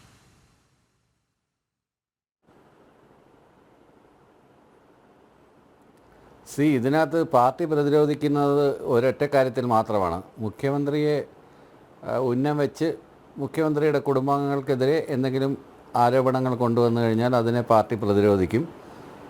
SFIO അന്വേഷണം നടത്തിയ വീണാ വിജയൻ്റെ കമ്പനിക്കെതിരെ ഉള്ള കേസുകൾ വീണാ വിജയൻ നടത്തും. അല്ലാതെ അതിനകത്ത് പാർട്ടി ഇടപെടലുണ്ടാവില്ല. കോടിയേരി ബാലകൃഷ്ണൻ്റെ മകൻ്റെ കേസ് വന്നപ്പോഴും ഇതുതന്നെയായിരുന്നു പാർട്ടി നിലപാട്. അന്ന് വേറെ നിലപാടായിരുന്നു, ഇന്ന് വേറെ നിലപാടാണെന്നൊക്കെ ആളുകൾ വ്യാഖ്യാനങ്ങളൊക്കെ നടത്തുന്നുണ്ട്. പക്ഷേ നമ്മൾ ഒരുപാട് അന്വേഷണങ്ങൾ കണ്ടതാണല്ലോ. ലാവ്ലിൻ എന്ന് പറഞ്ഞ് എത്രയോ വർഷങ്ങൾ ഒരാളെ നിരന്തരം വേട്ടയാടിക്കൊണ്ടിരുന്നു. അതിനുശേഷം വന്നത് സ്വർണ്ണക്കള്ളക്കടത്തായിരുന്നു. അതിനുശേഷം കമല ഇൻ്റർനാഷണൽ എന്ന് പറഞ്ഞ് ഒരു കമ്പനി പിണറായി വിജയൻ്റെ ഭാര്യയുടെ പേരിൽ സിംഗപ്പൂരിലുണ്ടെന്ന് പറഞ്ഞിട്ട് അത് പൊളിഞ്ഞ് താഴെ വീണു. അതിനുശേഷം വലിയ ഒരു വീട് കാണിച്ചിട്ട് ഇത് പിണറായി വിജയൻ്റെ വീടാണെന്ന് പറഞ്ഞിട്ട് വലിയ പ്രചരണം നടത്തി. ഇത് കഴിഞ്ഞിട്ട് ഈന്തപ്പഴ കുരുവിനകത്ത് സ്വർണം കൊണ്ടുവന്നു, ഖുറാനകത്ത് പരിശുദ്ധ ഖുറാനകത്ത് സ്വർണം കൊണ്ടുവന്നു എന്നൊക്കെ പറഞ്ഞിട്ട് കുറേ ആരോപണങ്ങളായിരുന്നു. ഈ ആരോപണങ്ങളുടെ പുറകെ എത്ര കേന്ദ്ര ഏജൻസികൾ വന്നു, എത്ര തവണ എന്തിന് കിഫ്ബിയിൽ വരെ കയറി ഇറങ്ങിയില്ലേ, അവിടുത്തെ ആളുകളെ വരെ ഹരാസ് ചെയ്തില്ലേ? എന്നിട്ട് ആരോപണങ്ങളൊക്കെ എവിടെ പോയി? അപ്പോൾ അത് പറയുന്നുണ്ടെങ്കിൽ കോൺഗ്രസ്സുകാർ പറയും BJPയും ആയിട്ട് നെക്സസ് ആണ്, അടച്ചിട്ട മുറിയിൽ ചർച്ച നടത്തുകയാണ്, നിർമ്മല സീതാരാമനും ഗവർണറും കൊണ്ടിരുന്ന് BJPയും CPMുമായിട്ട് നെക്സസ് ആണെന്നാണ് കോൺഗ്രസ്സുകാരുടെ ആരോപണം. മെയിനായിട്ട് അത്തരം ഒരു വിഷയം വരുമ്പോഴത്തേക്കും കോൺഗ്രസ്സുകാർക്ക് രണ്ട് ന്യായമാണ്. ഇന്നിപ്പോൾ ഗോകുലം ഗോപാലേട്ടൻ്റെ റെയ്ഡ് നടത്തിയ സമയത്ത് അതിനെതിരെ VD സതീശൻ പ്രതികരിച്ചു. ഇത് ശരിയല്ല, ഇത് മറ്റേ എമ്പുരാൻ സിനിമയ്ക്കെതിരെയുള്ള പകപോക്കലാണെന്നാണ് അദ്ദേഹം പ്രതികരിച്ചത്. ആ സമയം അദ്ദേഹത്തിന് അനുകൂലമല്ലാത്ത കേസുകൾ വരുമ്പോഴത്തേക്കും ഇതിൻ്റെ കൂടെ നിൽക്കുകയും ചെയ്യും. CBI അന്വേഷണത്തിൻ്റെ കാര്യത്തിലും കർണാടകയിൽ DK ശിവകുമാറിനെതിരെ CBI അന്വേഷണം നടത്തുമ്പം അത് തെറ്റായ ആരോപണമാണ്. അസമയം കേരളത്തിൽ അന്വേഷണം നടത്തുന്നത് അത് ശരിയായ ആരോപണമാണ്. സ്ഥിരമായി കേന്ദ്ര ഏജൻസികളും കേന്ദ്ര പോലീസും CBI തൊട്ടുള്ള SFI ആയിക്കോട്ടെ, ED ആയിക്കോട്ടെ, ഇനി ഫെറ വയലേഷൻ കേസുകളായിക്കോട്ടെ, FEMA വയലേഷൻ കേസുകളായിക്കോട്ടെ, ഇത്തരത്തിലുള്ള കേന്ദ്ര ഏജൻസികളെ ചട്ടുകമായി വെച്ചുകൊണ്ട് പ്രതിപക്ഷം ഭരിക്കുന്ന സംസ്ഥാനങ്ങളിലെ നേതാക്കന്മാരെ വേട്ടയാടുന്നത് പുതിയ സംഭവമൊന്നുമല്ല. അതുകൊണ്ട് ഇതിപ്പോൾ നേരത്തെ ഇത് മഹാഭാരതം വായിച്ചിട്ടുള്ളവർക്കറിയാം. അത് ഞാൻ മുമ്പൊരു ചർച്ചയിൽ പറഞ്ഞിട്ടുള്ളതാണ്. ദ്രോണാചാര്യരെ കൊല്ലണമെങ്കിൽ ഏറ്റവും എളുപ്പമാർഗ്ഗം അശ്വത്ഥാമാവ് മരിച്ചു എന്ന് പറയുന്നതാണ്. അതുകൊണ്ട് അത് പറയാൻ പറ്റാത്ത ധർമ്മപുത്രരെ കൊണ്ട് അശ്വത്ഥാമ ഹത കുഞ്ചര എന്ന് പറയുന്ന സമയത്താണല്ലോ ശ്രീകൃഷ്ണൻ ഇത് ഊതുന്നത്, ശംഖു ഊതുന്നത്. അപ്പോൾ കുഞ്ചര എന്ന് മാത്രമേ കേട്ടില്ല, അശ്വത്ഥാമ ഹത എന്ന് മാത്രമേ കേട്ടുള്ളൂ. അങ്ങനെ അതിൻ്റെ ഹൃദയവേദനയിലാണ് ദ്രോണാചാര്യരെ വധിക്കാനായിട്ട് സാധിക്കുന്നത്. അതുപോലെ തന്നെ സദ്ദാം ഹുസൈൻ്റെ കേസെടുത്താലും ആദ്യം ഉദയേയും കുസയേയും കൊന്നു. അപ്പോഴാണ് സദ്ദാം ഹുസൈൻ പൊതുരംഗത്തൊക്കെ തിക്രത്തിലൊക്കെ ഇറങ്ങി നടക്കാൻ തുടങ്ങിയത്. അതിനുശേഷം പിന്നീട് അമേരിക്കൻ സേനയ്ക്ക് അദ്ദേഹത്തിന് പിടികൂടുന്നത് വളരെ എളുപ്പമാവുകയും കുറുതുകള്ളിയിൽ നിന്ന് വിലയ്ക്ക് വാങ്ങിയിട്ട് അദ്ദേഹത്തിന് തൂക്കിലിടുകയും ചെയ്തു. അതുപോലെ നേരിട്ട് ആക്രമിച്ചാൽ ഏൽക്കാത്ത ഒരാളെ മക്കൾ വഴി ആക്രമിക്കും. പുത്രദുഃഖം എന്ന് പറയുന്നതാണല്ലോ ഏറ്റവും വലിയ ദുഃഖമെന്ന് നമ്മൾ പറയുന്നത്. അങ്ങനെയൊക്കെയുള്ള രീതിയിൽ മാർഗങ്ങളെ ഇതെന്ന് പറഞ്ഞു കഴിഞ്ഞാൽ ഇത് പിക്ക് ആൻഡ് സെലക്ട് ആയിട്ടുള്ള ഒരു കേസാണ്. ഇത്തരം കേസുകളിലെ എത്ര അന്വേഷണം 465 67 കേസുകളെങ്ങാണ്ട് SFI മുഖ്യമന്ത്രിയെ ആക്രമിക്കുന്നു എന്ന് പറയുമ്പോൾ SFIO പ്രതിപട്ടികയിൽ ചേർക്കുന്നതിന് മുൻപ് വീണാ വിജയനോട് വിശദീകരണം തേടിയിരുന്നല്ലോ. കൃത്യമായൊരു ഉത്തരം നൽകാൻ കഴിയാത്തത് കൊണ്ടല്ലേ അവർ പ്രതിപട്ടികയിൽ വന്നത്. പിന്നെ മുഖ്യമന്ത്രിയിലേക്ക് എപ്പോഴാണിത് നീണ്ടത്? നമുക്കറിയാം ഇതിൻ്റെ നാൾ വഴികളൊക്കെ. ഇത് ആദ്യം CMRL ഇൻകം ടാക്സ് ഡിപ്പാർട്ട്മെന്റിന്റെ ഇന്ററിം സെറ്റിൽമെന്റ് ബോർഡിന്റെ കണ്ടെത്തലിന്റെ അടിസ്ഥാനത്തിലുള്ള തുടരന്വേഷണത്തിലാണല്ലോ ഇത് മുഖ്യമന്ത്രിയും മകൾ വീണാ വിജയനിലോട്ടുമൊക്കെ എത്തുന്നത്. അല്ലാതെ ആദ്യമേ ഈ തിരക്കഥ എഴുതി നേരെ മുഖ്യമന്ത്രിയിലേക്ക് വരാം, അതിനു മുൻപ് വീണാ വിജയനെ ഉപയോഗിക്കാം എന്നുള്ളതിൻ്റെ ഒന്നും അടിസ്ഥാനത്തിലായിരുന്നില്ലല്ലോ അന്ന് ആദായ നികുതി വകുപ്പ് എങ്ങനെയാണ് ഈ CMRL 1.72 കോടി എക്സാലോജിക്കിന് കൈമാറിയത് എന്നുള്ളതിന്റെ അടിസ്ഥാനത്തിലുള്ള തുടർ നടപടികളിലേക്ക് കടന്നത്. അവിടെ എങ്ങനെയാണ് രാഷ്ട്രീയ പ്രേരിതമാകുന്നത്? എങ്ങനെയാണ് മുഖ്യമന്ത്രിയെ ലക്ഷ്യം വെച്ചുകൊണ്ട് മുന്നോട്ട് പോയത്?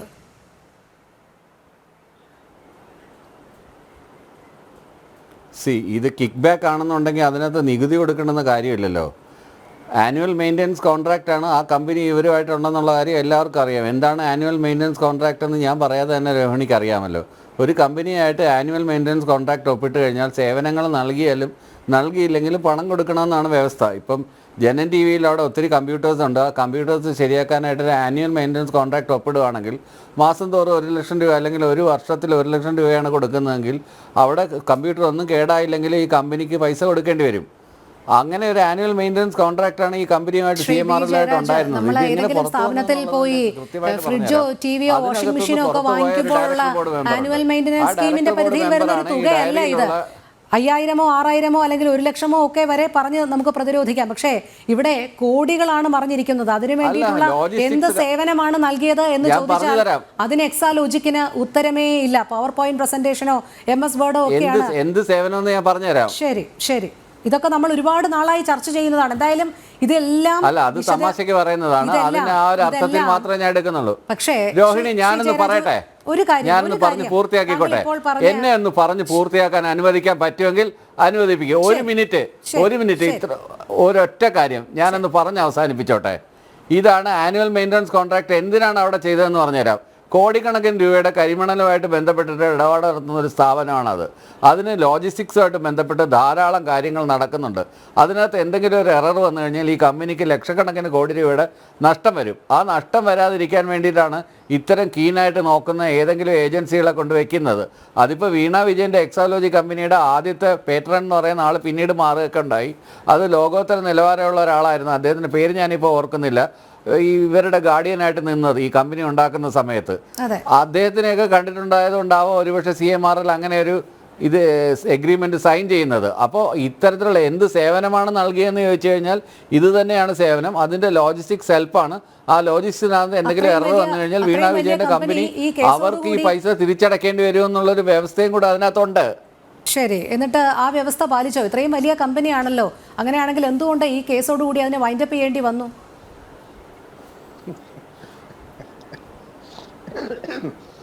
ശരി, ഏത് അത് മറ്റൊരു പബ്ലിക് ഓഫീസിലേക്ക് അതിലേക്ക് വലിച്ചിഴക്കേണ്ട എന്നുള്ളൊരു തീരുമാനം ഉണ്ടായി കാണും.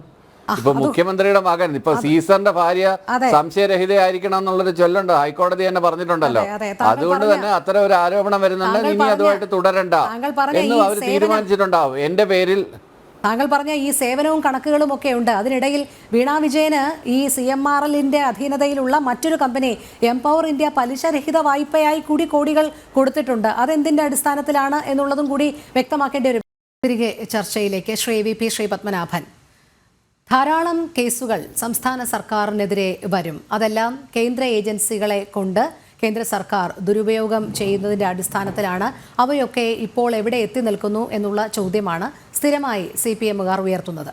ഒരു പരിധിവരെ അതിലേക്ക് നമ്മൾ നോക്കേണ്ടതുണ്ട്. കാരണം ED വന്ന് അന്വേഷിക്കുന്ന കാര്യങ്ങളിലൊക്കെ എന്തായി എന്നുള്ളതൊരു ചോദ്യമായി തന്നെ അവശേഷിക്കുന്നുണ്ട്. നിലവിലിപ്പോൾ SFIOയുടെ അന്വേഷണവും കണ്ടെത്തലുകളും പ്രതിപട്ടികയും തുടർന്ന് ഇനിയുള്ള കുറ്റപത്രവും ഒക്കെ വളരെ ഗുരുതരമായ സാഹചര്യങ്ങളിലേക്ക് എത്തി നിൽക്കുമ്പോൾ ഇപ്പോഴും കേരള ജനത പ്രതീക്ഷ അർപ്പിക്കുന്നത് മറ്റ് കേന്ദ്ര ഏജൻസികൾ അടക്കമുള്ളവരെയാണ്. കാരണം ഇതിൽ ED വരേണ്ടതുണ്ട്, എന്നാൽ മാത്രമേ ഈ പണത്തിൻ്റെ സോഴ്സ് അടക്കമുള്ള കാര്യങ്ങളിലേക്ക് കടക്കാൻ കഴിയൂ. അവിടെ വിമർശനത്തിന് അതീതമായ ഒരു അന്വേഷണം തന്നെ ഉണ്ടാകും എന്ന് പറയാം. അല്ല, അതിൻ്റെ ഒരു അടിസ്ഥാനപരമായ പ്രശ്നം എന്താ അറിയോ? ഇത് ഒരു വീഴ്ചയിൽ നിന്നും ഉണ്ടായ ഒരു കേസാണ്. അതായത് CMRLന്റെ സ്ഥാപനങ്ങളിൽ അവരെ ബന്ധപ്പെട്ട ആളുകളുടെ വീടുകളിൽ നടന്ന IT റെയ്ഡിലാണ് കുറെ കാര്യങ്ങൾ കിട്ടുന്നത്. അതായത് അവരുടെ കമ്പനി നടത്തിയ ചില ഇല്ലീഗൽ അല്ലെങ്കിൽ അൺവാണ്ടഡ് പേയ്മെന്റ്സ് അല്ലെങ്കിൽ ബോണോഫൈഡ്നെസ് ഇല്ലാത്ത പേയ്മെന്റ്സിനെ പറ്റി വിവരങ്ങൾ കിട്ടി. അതുമായി ബന്ധപ്പെട്ട നടപടിയിലാണ് ഈ പേയ്മെന്റ് എന്തിനാണ് എന്ന ചോദ്യത്തിന് അവർക്ക് കൃത്യമായ ഉത്തരം പറയാൻ സാധിച്ചിട്ടില്ല. CMRLന് ഇൻകം ടാക്സ് ഡിപ്പാർട്ട്മെന്റ് മുമ്പാകെ ഞങ്ങൾ ഈ എക്സാലോജിക് കമ്പനിക്ക് ഇത്ര രൂപ കൊടുത്തത് ഇന്ന സേവനത്തിനാണ്, ഇന്ന ജോലിയാണ് അവർ ചെയ്തത് എന്ന് ബോധ്യപ്പെടുത്തിയിരുന്നെങ്കിൽ അത് ഇൻകം ടാക്സ് ഡിപ്പാർട്ട്മെന്റ് അത് ഒരു ജെന്യുവിനായ ഒരു എക്സ്പെൻസ്, അതായത് IT-യിൽ നിങ്ങൾ ഒരു സ്ഥാപനം നടത്തുമ്പോൾ നിങ്ങളുടെ ചെലവുകൾ നിങ്ങൾ ടാക്സബിൾ അല്ല. നിങ്ങളുടെ വരുമാനത്തിൽ നിന്നും നിങ്ങൾക്ക് സംഭവിക്കുന്ന യഥാർത്ഥ ചെലവുകൾ ടാക്സബിൾ അല്ല. ചെലവ് കഴിഞ്ഞിട്ടുള്ള വരുമാനമാണ് ടാക്സബിൾ. അതിൽ പക്ഷേ ഈ ലക്ഷറി എന്നൊക്കെ പറയുന്ന luxury items, purchasing of luxury items, അങ്ങനെ പലതും ഉണ്ട്. അതൊക്കെ ചിലപ്പോൾ ബുദ്ധിമുട്ടാവും. പക്ഷേ നിങ്ങൾക്കൊരു സ്ഥാപനം നടത്തിക്കൊണ്ടുപോകാൻ ഉണ്ടാവുന്ന ഇലക്ട്രിസിറ്റി ചാർജസ്, അതല്ലെങ്കിൽ ബിൽഡിംഗ് മെയിൻ്റനൻസ്, വാടക, നിങ്ങളുടെ സാലറി, ഇതൊക്കെ നിങ്ങൾക്ക് ജെന്യുവിനായി ബോണഫൈഡ് ആയിട്ട് എക്സ്പെൻസസ് ആയി കണക്കാക്കും. ഈ പേയ്മെന്റിന്റെ കാര്യത്തിൽ ഇൻകം ടാക്സ് ഡിപ്പാർട്ട്മെന്റ് റിപ്പീറ്റഡ് ആയ ക്വറിക്ക് ഉത്തരം പറയാൻ CMRLന് സാധിച്ചിട്ടില്ല. ഇന്ന സേവനം ചെയ്തതിനാണ് എന്ന്. അപ്പോൾ അത് അവിടെ എന്താ പറയുക, ഒരു ജെന്യുവിനായ എക്സ്പെൻസ് ആയി കണക്കാക്കിയില്ല. പിന്നെ മൈക്രോസോഫ്റ്റിന്റെ ഒക്കെ എന്താ പറയാ സേവനം ഉപയോഗിച്ച് പ്രവർത്തിക്കുന്ന ഒരു സ്ഥാപനമാണ് ഈ CMRL. അവിടെയൊന്നും ഒരു തേർഡ് പാർട്ടി, അതായത് ഈ എക്സാലോജിക് പോലത്തെ ഒരു കമ്പനിക്കൊന്നും അവിടെ നിന്ന് സർവീസ് ചെയ്യാൻ പറ്റില്ല. അത് അവരുടെ ആൾക്കാർ തന്നെ വന്ന് ചെയ്യും. ഒന്നാമത്തെ കാര്യം, മൈക്രോസോഫ്റ്റിന്റെ എന്താ പറയുക പ്രോഗ്രാമുകൾ നമ്മൾ സാധാരണ നമ്മുടെ കമ്പ്യൂട്ടറിലൊക്കെ കയറ്റുന്നത് കുറ്റകരമാണ്.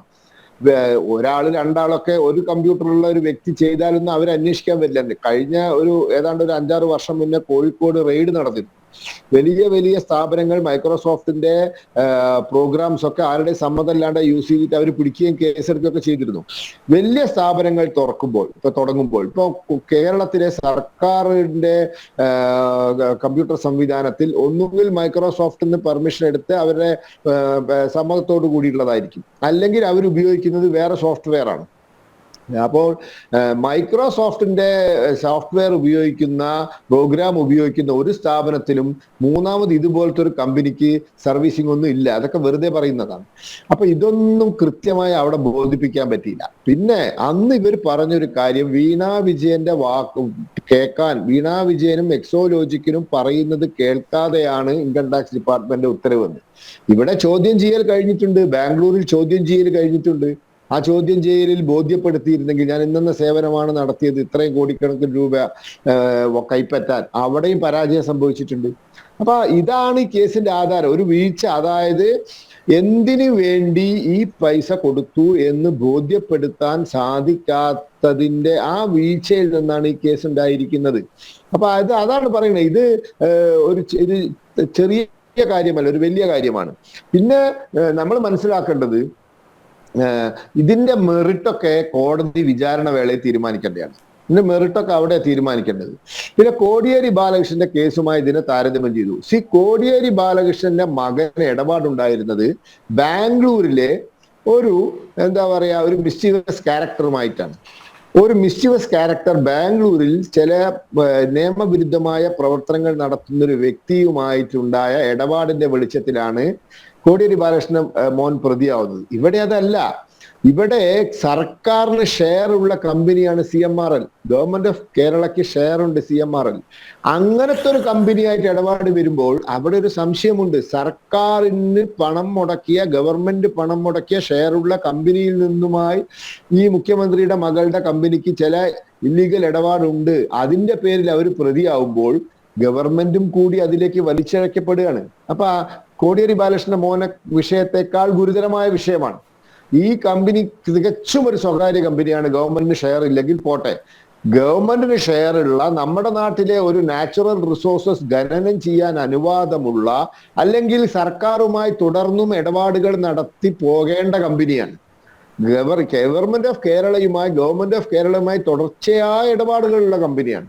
അപ്പൊ അതുകൊണ്ടാണ് ഇത് വളരെ ഗുരുതരമായ പ്രശ്നമാണ് എന്ന് പറയുന്നത്. സർക്കാരുമായി ഒരു ബന്ധമില്ലാത്ത, ഇപ്പോ ഡൽഹിയിലോ ബോംബെയിലോ അല്ലെങ്കിൽ ബാംഗ്ലൂരിലോ വേറെ ഏതോ ഒരു കമ്പനിയാണെന്ന് കൂട്ടട്ടെ, അത് പോയി. ഇനി അതല്ല കർണാടക സർക്കാരായിട്ടോ മഹാരാഷ്ട്ര ഗവൺമെന്റ് ആയിട്ടോ ഇടപാടുള്ള കമ്പനിയാണെന്ന് പോട്ടെ, പ്രശ്നമില്ല. കേരള ഗവൺമെന്റുമായി സാമ്പത്തികമായ ഇടപാടുള്ള, നിരന്തരമായ ഇടപാടുള്ള കമ്പനിയാണ് പൈസ കൊടുത്തിരിക്കുന്നത്. ആർക്ക്? സംസ്ഥാന മുഖ്യമന്ത്രിയുടെ മകൾക്ക്. എന്തിന് എന്നുള്ള ചോദ്യത്തിന് കൃത്യമായ ഉത്തരം നൽകി അന്വേഷണ ഏജൻസികളെ ബോധ്യപ്പെടുത്താൻ സാധിച്ചിട്ടില്ല. ഇനിയിപ്പോ കോടതിയെ ബോധ്യപ്പെടുത്തേണ്ടി വരും. കാരണം കേസ് അവിടെ എത്തുമ്പോൾ കോടതിയെ ബോധ്യപ്പെടുത്തേണ്ടി വരും. അപ്പൊ ഇതൊരു അങ്ങനെ നിങ്ങൾ അത്ര ഈസി ആയി കാണേണ്ട കാര്യമല്ല, ഇത് ലേശം ഗുരുതരമാണ്. അപ്പോ ഞാൻ പറയുന്നത്, മറ്റുള്ളവരോടൊക്കെ പറയുമായിരുന്നല്ലോ രാജിവെക്കണം, അങ്ങനെയാക്കണം, ഇങ്ങനെയാക്കണം. ഉമ്മൻചാണ്ടിയോട് കുറെ പറഞ്ഞിരുന്നല്ലോ രാജിവെക്കണം, പലരോടും പറഞ്ഞിരുന്നല്ലോ. ഇതൊക്കെ അവനവനും ബാധകമാണ് എന്ന് മനസ്സിലാക്കിയാൽ മതി. തിരികെ ചർച്ചയിലേക്ക് ശ്രീ AG ജോർജ്, ഗൗരവ സ്വഭാവം കൂടുന്നതായി തന്നെയാണ് കാണുന്നത്. ആദ്യം ഇതിനെ ലഘൂകരിക്കാൻ ശ്രമിച്ചെങ്കിലും SFIOയുടെ അന്വേഷണത്തിന്റെ കണ്ടെത്തലുകൾ പ്രതിപ്പട്ടികയിൽ എങ്ങനെ വന്നു, പ്രതിപ്പട്ടികയിലുള്ള മറ്റുള്ളവർ, അവർ നടത്തിയ ഇടപാടുകൾ, ഇതെല്ലാം പൊതുസമൂഹത്തിലേക്ക് വരുമ്പോൾ കൃത്യമായ ഒരു ഉത്തരം മുഖ്യമന്ത്രിക്ക് നൽകിയേ മതിയാകുകയുള്ളൂ. കാരണം ഈ പ്രതിപ്പട്ടികയിൽ ഉള്ളത് മുഖ്യമന്ത്രിയുടെ മകൾ ആണ് എന്നുള്ളത് കൊണ്ട് തന്നെ അവിടെ എന്തിനാണ് മുഖ്യമന്ത്രി മൗനം പാലിക്കുന്നത്? അവിടെ എന്തുകൊണ്ട് നേരത്തെ നിയമസഭയിൽ കാണിച്ച ആർജവമൊന്നും ഇല്ലാത്തത്? ഒരുപക്ഷെ നിഷ്കളങ്കനാണ്, അല്ലെങ്കിൽ ഇതിലൊന്നും ഉത്തരവാദിയേ അല്ല എങ്കിൽ ധൈര്യസമേതം ഇത് പൊതുസമൂഹത്തിലേക്ക് പറയാമല്ലോ, സംസ്ഥാനത്തിന്റെ മുഖ്യമന്ത്രി എന്നുള്ള രീതിയിലേക്ക് ഇത് ബോധ്യപ്പെടുത്താമല്ലോ. പക്ഷേ അവിടെയൊന്നും ഇത് പറയാതെ മാറി നിൽക്കുന്നത് എന്തുകൊണ്ടാണ്? ഈ കണക്കുകളിലൊന്നും ഒരു വ്യക്തതയും നൽകാൻ കഴിയുന്നില്ലല്ലോ മുഖ്യമന്ത്രിക്കും കുടുംബത്തിനും. CPMന്റെ പ്രതിരോധങ്ങളും CPMന്റെ ന്യായീകരണ തൊഴിലാളികളുടെ പ്രതിരോധങ്ങളും ഒക്കെ ചീട്ട് കൊട്ടാരം പോലെ തകർന്ന് തരിപ്പണമായി വീഴുന്ന കാഴ്ചയല്ലേ നമ്മൾ കണ്ടുകൊണ്ടിരിക്കുന്നത്. ഇവിടെ പല ന്യായങ്ങൾ, എനിക്ക് തോന്നുന്ന വീണാ വിജയൻ പോലും പറയാത്തതായിട്ടുള്ള ചില ന്യായീകരണങ്ങളാണ് നമ്മൾ കേട്ടുകൊണ്ടിരിക്കുന്നത്. അതായത് അവിടെ വലിയ ലോജിസ്റ്റിക്സിൻ്റെ ഒരു വലിയ വിദഗ്ധ കമ്പനി ആയിരുന്നു അത്രേ എക്സാലോജിക്ക്. വീണാ വിജയൻ പോലും അത് അവകാശപ്പെട്ടതായി ഇതുവരെ നമ്മൾ കണ്ടിട്ടില്ല. ഒരു വെറും കടലാസ് കമ്പനി സോഫ്റ്റ്വെയറിൻ്റെതെന്നൊക്കെ പറഞ്ഞുകൊണ്ട് തുടങ്ങിയതെന്നല്ലാതെ അതിൻ്റെ പുറകിൽ എൻ്റെ ഉപ്പുപ്പായ്ക്ക് ഒരു ആന ഉണ്ടായിരുന്നു, എന്നെ സ്ഥാപിച്ചത് ഒരു വലിയ ലോകപ്രശസ്തനായിട്ടുള്ള ഒരു വലിയ കമ്പനി ഉടമയാണെന്നൊക്കെ പറയുന്ന വാദങ്ങൾ എത്ര ബാലിശവും ദുർബലവുമാണെന്ന് തിരിച്ചറിയാൻ കഴിയുന്ന ഒരു പൊതുസമൂഹം കേരളത്തിലുണ്ട് എന്നുള്ളത് മനസ്സിലാക്കാതെ പോകുന്നത് വളരെ ദയനീയമാണ്. അതിന് സാദൃശ്യം പറയാനായിട്ട് ഇറാഖിലെ സദ്ദാം ഹുസൈനും മഹാഭാരതവും ഒക്കെ കോട്ട് ചെയ്യുക എന്ന് പറയുന്നത് അതിനേക്കാൾ നിന്ന് പിഴയ്ക്കാൻ വഴിയാത്ത ദൗർബല്യമുള്ള വാദങ്ങളായതുകൊണ്ടാണ്. അത് പോകട്ടെ. ഇവിടെ രോഹിണി ചോദിച്ച ചോദ്യത്തിൻ്റെ പ്രധാന അംശം ഒന്നും പറയാനില്ല രോഹിണി. ഒറ്റ വാക്യത്തിൽ പറഞ്ഞാൽ, ബഹുമാനപ്പെട്ട മുഖ്യമന്ത്രിക്ക് ആളുകളെ ബോധ്യപ്പെടുത്തത്തക്ക രീതിയിൽ ഈ ഉന്നയിക്കപ്പെട്ട ആരോപണങ്ങളോട് പ്രതികരിക്കാൻ കഴിയുന്നില്ല എന്നുള്ള നിസ്സഹായാവസ്ഥ കൊണ്ടാണ് അദ്ദേഹം ബോധപൂർവം മൗനം പാലിച്ചിരിക്കുന്നതെന്ന് മനസ്സിലാക്കാനാണ് നമുക്ക് വളരെ എളുപ്പം. അതിന് വലിയ അതിബുദ്ധിയൊന്നും ആവശ്യമില്ല. ഇവിടെ ഈ നേരത്തെ ഞാൻ സൂചിപ്പിച്ചതുപോലെ പാർട്ടി കോൺഗ്രസിൽ പാർട്ടി ഇതിനെ രാഷ്ട്രീയമായും നിയമപരമായും നേരിടുമെന്ന് പാർട്ടിയുടെ ഇപ്പോഴത്തെ കോർഡിനേറ്ററായ പ്രകാശ് കാരാട്ട് പറഞ്ഞപ്പോൾ അവിടെയും ആ നിക്കക്കള്ളി ഇല്ലാതെ വന്ന് കേരളത്തിലെ മാർക്സിസ്റ്റ് കമ്മ്യൂണിസ്റ്റ് പാർട്ടിയുടെ അനിഷേധ്യ നേതാവായിരിക്കുന്ന പാർട്ടി സെക്രട്ടറി ME ഗോവിന്ദൻ എന്തോ കാരണത്താൽ അദ്ദേഹത്തിനും പറയേണ്ടതായിട്ട് വന്നു. അല്പം കഴിഞ്ഞപ്പോൾ പ്രകാശ് കാരാട്ട് പറഞ്ഞ് അല്പം കഴിഞ്ഞപ്പോൾ അദ്ദേഹം പറഞ്ഞു, ഇത് പാർട്ടി അതിൻ്റെ രീതിയിലായി കാര്യങ്ങൾ ചെയ്തോളും, അല്ലാതെ ഇതിന് വേറെ ഒന്നും മുഖ്യമന്ത്രിയെ ഒന്നും ഇതിനകത്ത് വലിച്ചഴക്കേണ്ട കാര്യമില്ല എന്ന് പതിവ് പോലെയുള്ള വഴുവഴുപ്പൻ മറുപടി അല്ലാതെ കാര്യമാത്ര പ്രസക്തമായി ഈ വന്നിരിക്കുന്ന ആരോപണങ്ങളുടെ സ്ഥിതി എന്താണ്, അതിനകത്ത് എങ്ങനെയാണ് മുഖ്യമന്ത്രി ഉൾപ്പെട്ടിരിക്കുന്നത് എന്നതിനെക്കുറിച്ച് കാര്യകാരണ സഹിതം യുക്തിസഹജമായ ഒരു വിശദീകരണം നൽകാൻ അവർക്ക് കഴിഞ്ഞിട്ടില്ല എന്നുള്ളതാണ് പ്രധാനപ്പെട്ട പ്രശ്നം. രണ്ടാമതൊരു കാര്യം രോഹിണി പറയേണ്ടതായിട്ടുള്ളത്, ഈ പറയുന്ന ഈ ശശിധരൻ കർത്തായുടെ ഉടമസ്ഥതയിലുള്ള ഈ CMRL കമ്പനിയുമായി ഇവിടെ നേരത്തെ പറഞ്ഞതുപോലെ കേരളത്തിലെ ഏറ്റവും വലിയ പ്രധാനപ്പെട്ട സർക്കാരിൻ്റെ ഒരു സ്ഥാപനമായ KSIDC എന്ന് പറയുന്ന സ്ഥാപനത്തിന് ഷെയർ ബന്ധമുണ്ട്.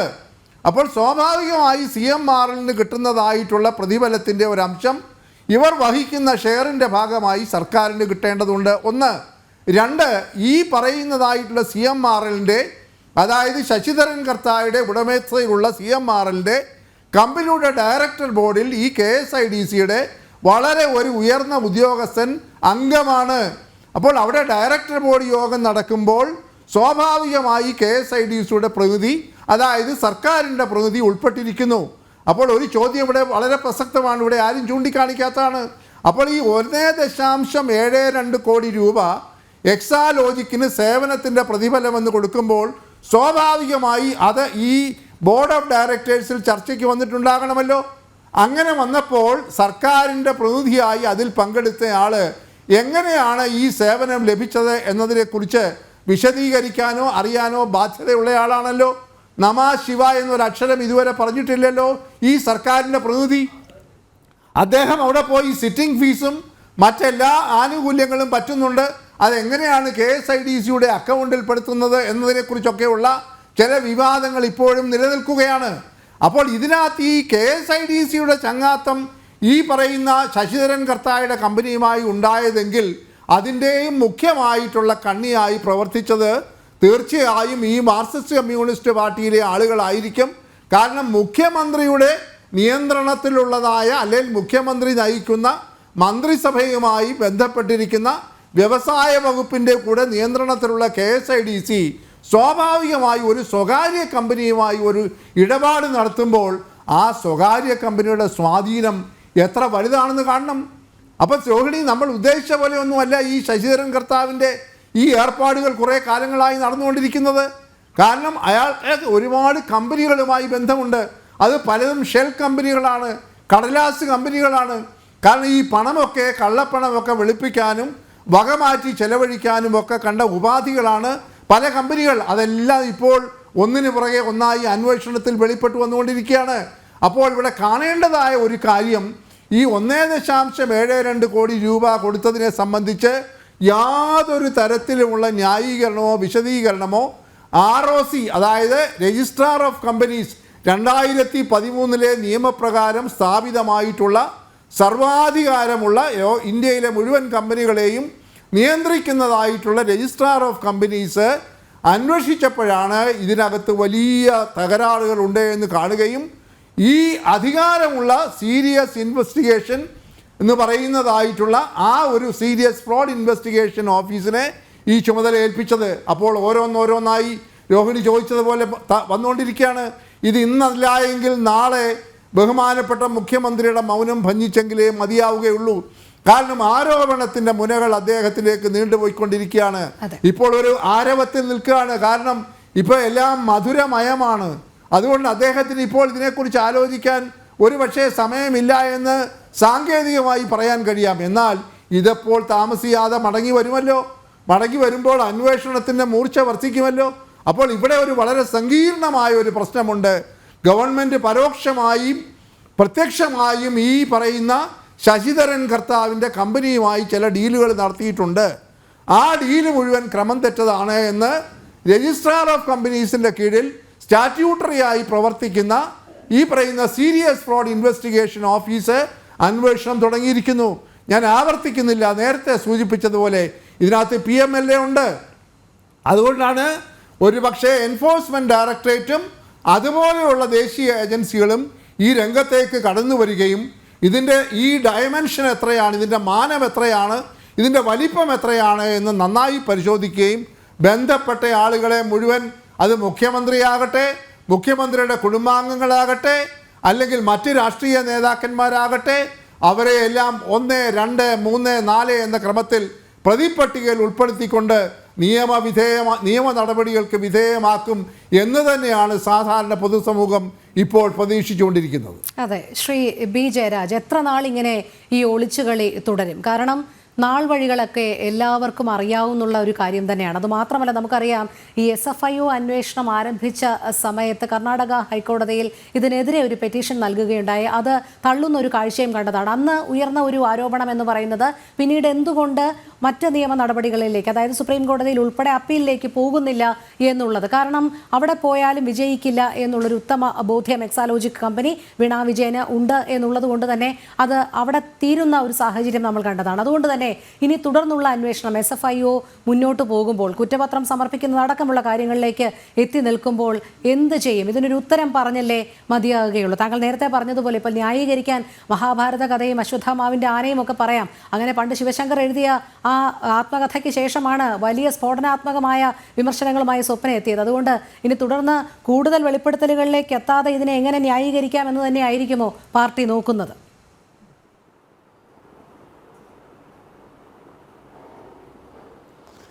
ഇതിനകത്ത് SFI ആയിട്ട് ബന്ധപ്പെട്ട് SFIയുടെ ഓർഡറുകൾ സ്റ്റേ ചെയ്യണമെന്ന് പറഞ്ഞിട്ട് ഡൽഹി ഹൈക്കോടതിയിൽ ഒരു കേസ് കിടപ്പുണ്ട്. ആ കേസിൻ്റെ ജഡ്ജി മാറിപ്പോയത് കാരണം അത് കീഴിലുള്ള ബെഞ്ചിലേക്ക് മാറ്റണമെന്ന് പറഞ്ഞിട്ടൊരു സാധനം കൊടുത്തിട്ടുണ്ട്.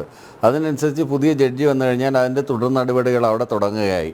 അത് വേറൊരു വശത്ത് നടക്കുന്നുണ്ട്. ഈ SFIO ഇപ്പോൾ കൊടുത്തിരിക്കുന്ന ഈ ചിറ്റ്, ഇതിനകത്ത് ഈ സീരിയസ് ഫ്രോഡ് ഇൻവെസ്റ്റിഗേഷൻ ഓഫീസ് എന്ന് പറയുന്നതിന് പ്രധാനമായിട്ടൊരു ഫ്രോഡലൻ്റ് ആക്ട് കമ്പനികൾ തമ്മിൽ നടന്നിട്ടുണ്ടെന്ന് കണ്ടെത്തണമെന്നുണ്ടെങ്കിൽ, സാധാരണ രണ്ട് വ്യക്തികൾ തമ്മിലുള്ള ഒരു ഫ്രോഡലൻ്റ് ആക്ട് നടന്നിട്ടുണ്ടോ എന്ന് നമുക്ക് പുറത്തുനിന്ന് ഒരാൾക്ക് ചൂണ്ടിക്കാണിക്കുന്നതിനൊക്കെ ചൂണ്ടിക്കാണിക്കാനാവില്ല. ഇതിനകത്ത് ഒന്നുകിൽ എക്സാലോജി കമ്പനിയിലെ ഡയറക്ടർ ബോർഡ് മെമ്പർമാർ ആരെങ്കിലും ആരോപിക്കണം, അല്ലെങ്കിൽ CMRL കമ്പനിക്കാർ ആരെങ്കിലും ആരോപിക്കണം. ഇത് രണ്ടും ആരോപിക്കാതെ ഒരു ഫ്രോഡ് നടന്നിട്ടുണ്ട് എന്ന് പറഞ്ഞു കഴിഞ്ഞാൽ, ഈ ഫ്രോഡ് നടത്തിയ പണം എന്തിനാണ് ഇൻകം ടാക്സ് അടച്ച് ഇത് ചെയ്യുന്നത്? അത് ആ ഫ്രോഡ് നടത്തിയതാണെങ്കിൽ പിന്നെ ഈ ഡയറിയിൽ എഴുതിയിട്ടുള്ള ഈ RCയും ORCയും പത്മജ വേണുഗോപാലിൻ്റെ PVയും ഒക്കെ എവിടെ പോയി?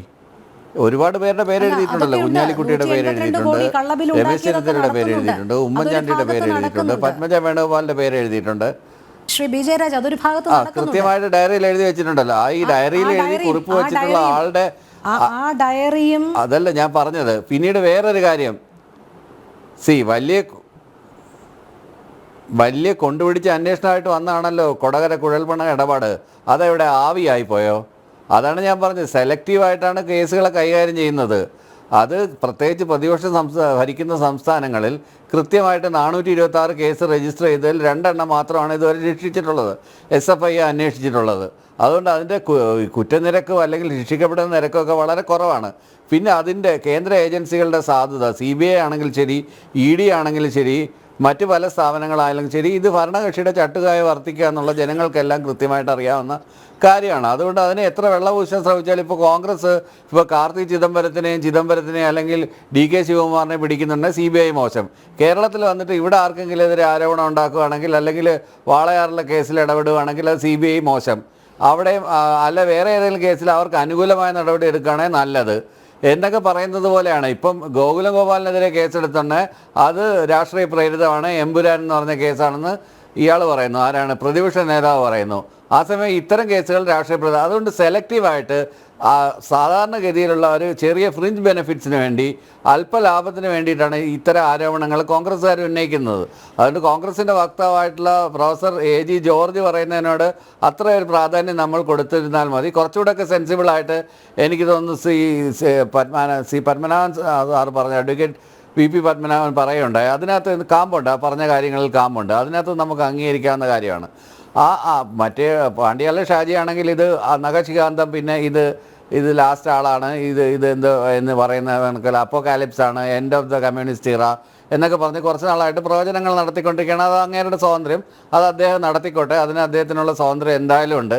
എന്തായാലും എനിക്ക് പറയാനുള്ളത്, ഇത്തരം കാര്യങ്ങളിൽ സുതാര്യമായ അന്വേഷണം നടക്കട്ടെന്നേ. കുറ്റക്കാരിയാണെങ്കിൽ പിടിച്ച് ജയിലിലിടട്ടെ, ശിക്ഷിക്കട്ടെ. ഇതിനെയൊന്നും ആരും ഡിഫെൻഡ് ചെയ്യുന്നില്ല. പക്ഷേ പ്രത്യേക ചില സീസണുകളിൽ ഇലക്ഷൻ എടുക്കുന്ന സമയത്ത് ലാവ്ലിൻ കേസ് പൊങ്ങി വരുന്നതാണ്, അല്ലെങ്കിൽ കൃത്യ ഇടവേളകളിൽ പൊങ്ങി വരുന്നതിനകത്ത് എനിക്കുള്ള സംശയങ്ങളാണ് ഞാൻ ചോദിച്ചത്. അത് ഞാൻ നിങ്ങളുടെ മുന്നിൽ പങ്കുവെച്ചെന്നേ ഉള്ളൂ. ഞാൻ ആരെ ഡിഫെൻഡ് ചെയ്യാനൊന്നും വന്നിരുന്നതെന്നുമല്ല. പൊതുവേ നമ്മൾ നോക്കുന്നുണ്ട് ഇതൊക്കെയാണ് ഇന്ത്യയിൽ നടക്കുന്നത്, ഇത്തരം കാര്യങ്ങളാണ് നടക്കുന്നത്, അത് ഞാൻ തുറന്നു പറഞ്ഞു എന്നേ ഉള്ളൂ. അല്ലാതെ ഇവരെ സംരക്ഷിച്ചെടുക്കണമെന്നോ ഇതിനെ ചാരി വേറൊരാളിനെ ആക്രമിക്കുന്നു, മുഖ്യമന്ത്രിയെ ആക്രമിക്കാൻ വേണ്ടി മുഖ്യമന്ത്രിയുടെ മകളെ ഉപയോഗിച്ചെന്നുള്ളതിനാണ് ഞാൻ ആ ഉദാഹരണം പറഞ്ഞത്.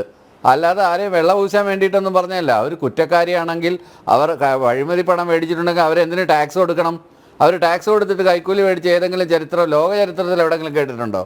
ഇൻകം ടാക്സ് കൊടുത്തിട്ട് കൈക്കൂലി മേടിക്കുക എന്നൊക്കെ പറയുന്നത്, അല്ലെങ്കിൽ സേവനമില്ലാതെ എന്തിനാണെങ്കിൽ പിന്നെ ഇൻകം ടാക്സ് കൊടുത്ത് അല്ലാതെ കിക്ക് ബാക്സ് മേടിച്ചുകൂടെ? ഇവിടെ ആരെങ്കിലും വന്ന് പിടിക്കാൻ പോന്നോ?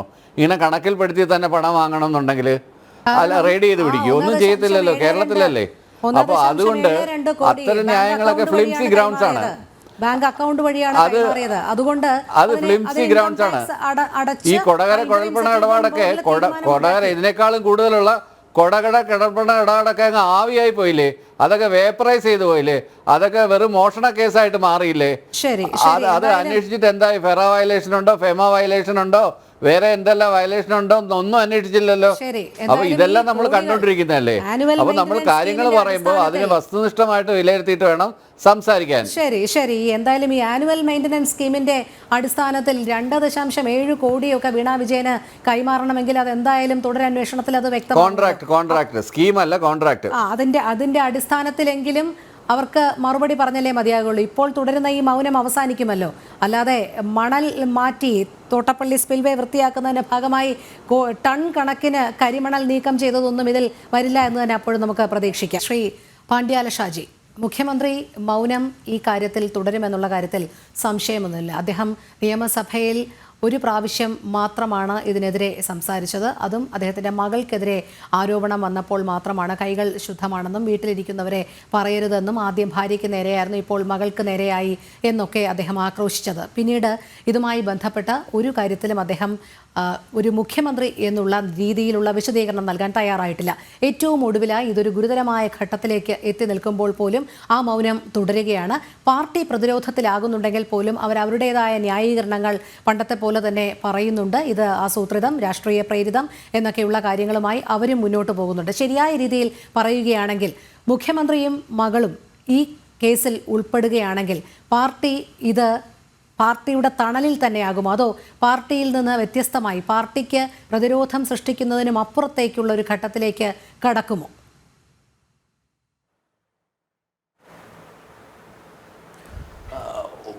മാഡം, ഇതിനകത്തൊരു പ്രധാനപ്പെട്ട വിഷയം എന്താ പറഞ്ഞാൽ കഴിഞ്ഞ കൊല്ലം സംസ്ഥാന സമ്മേളനമുണ്ട് CPIM-ൻ്റെ. ആ കൊല്ലം സംസ്ഥാന സമ്മേളനം നടന്നപ്പോൾ കണ്ട വളരെ വ്യക്തമായൊരു ചിത്രം പാർട്ടിയും ഗവൺമെൻറ്റും ഒന്നായി തീർന്നു എന്നുള്ളതാണ്. ഈ പാർട്ടിയും ഗവൺമെൻറ്റും ഒന്നായി തീർന്നപ്പോഴാണ് നുണ അതിൻ്റെ പാരമ്പര്യതയിലെത്തുന്നത്. നമ്മൾ മറ്റൊന്നും എടുക്കില്ല, മറ്റു വിഷയത്തിലേക്കല്ല പോകുന്നത്.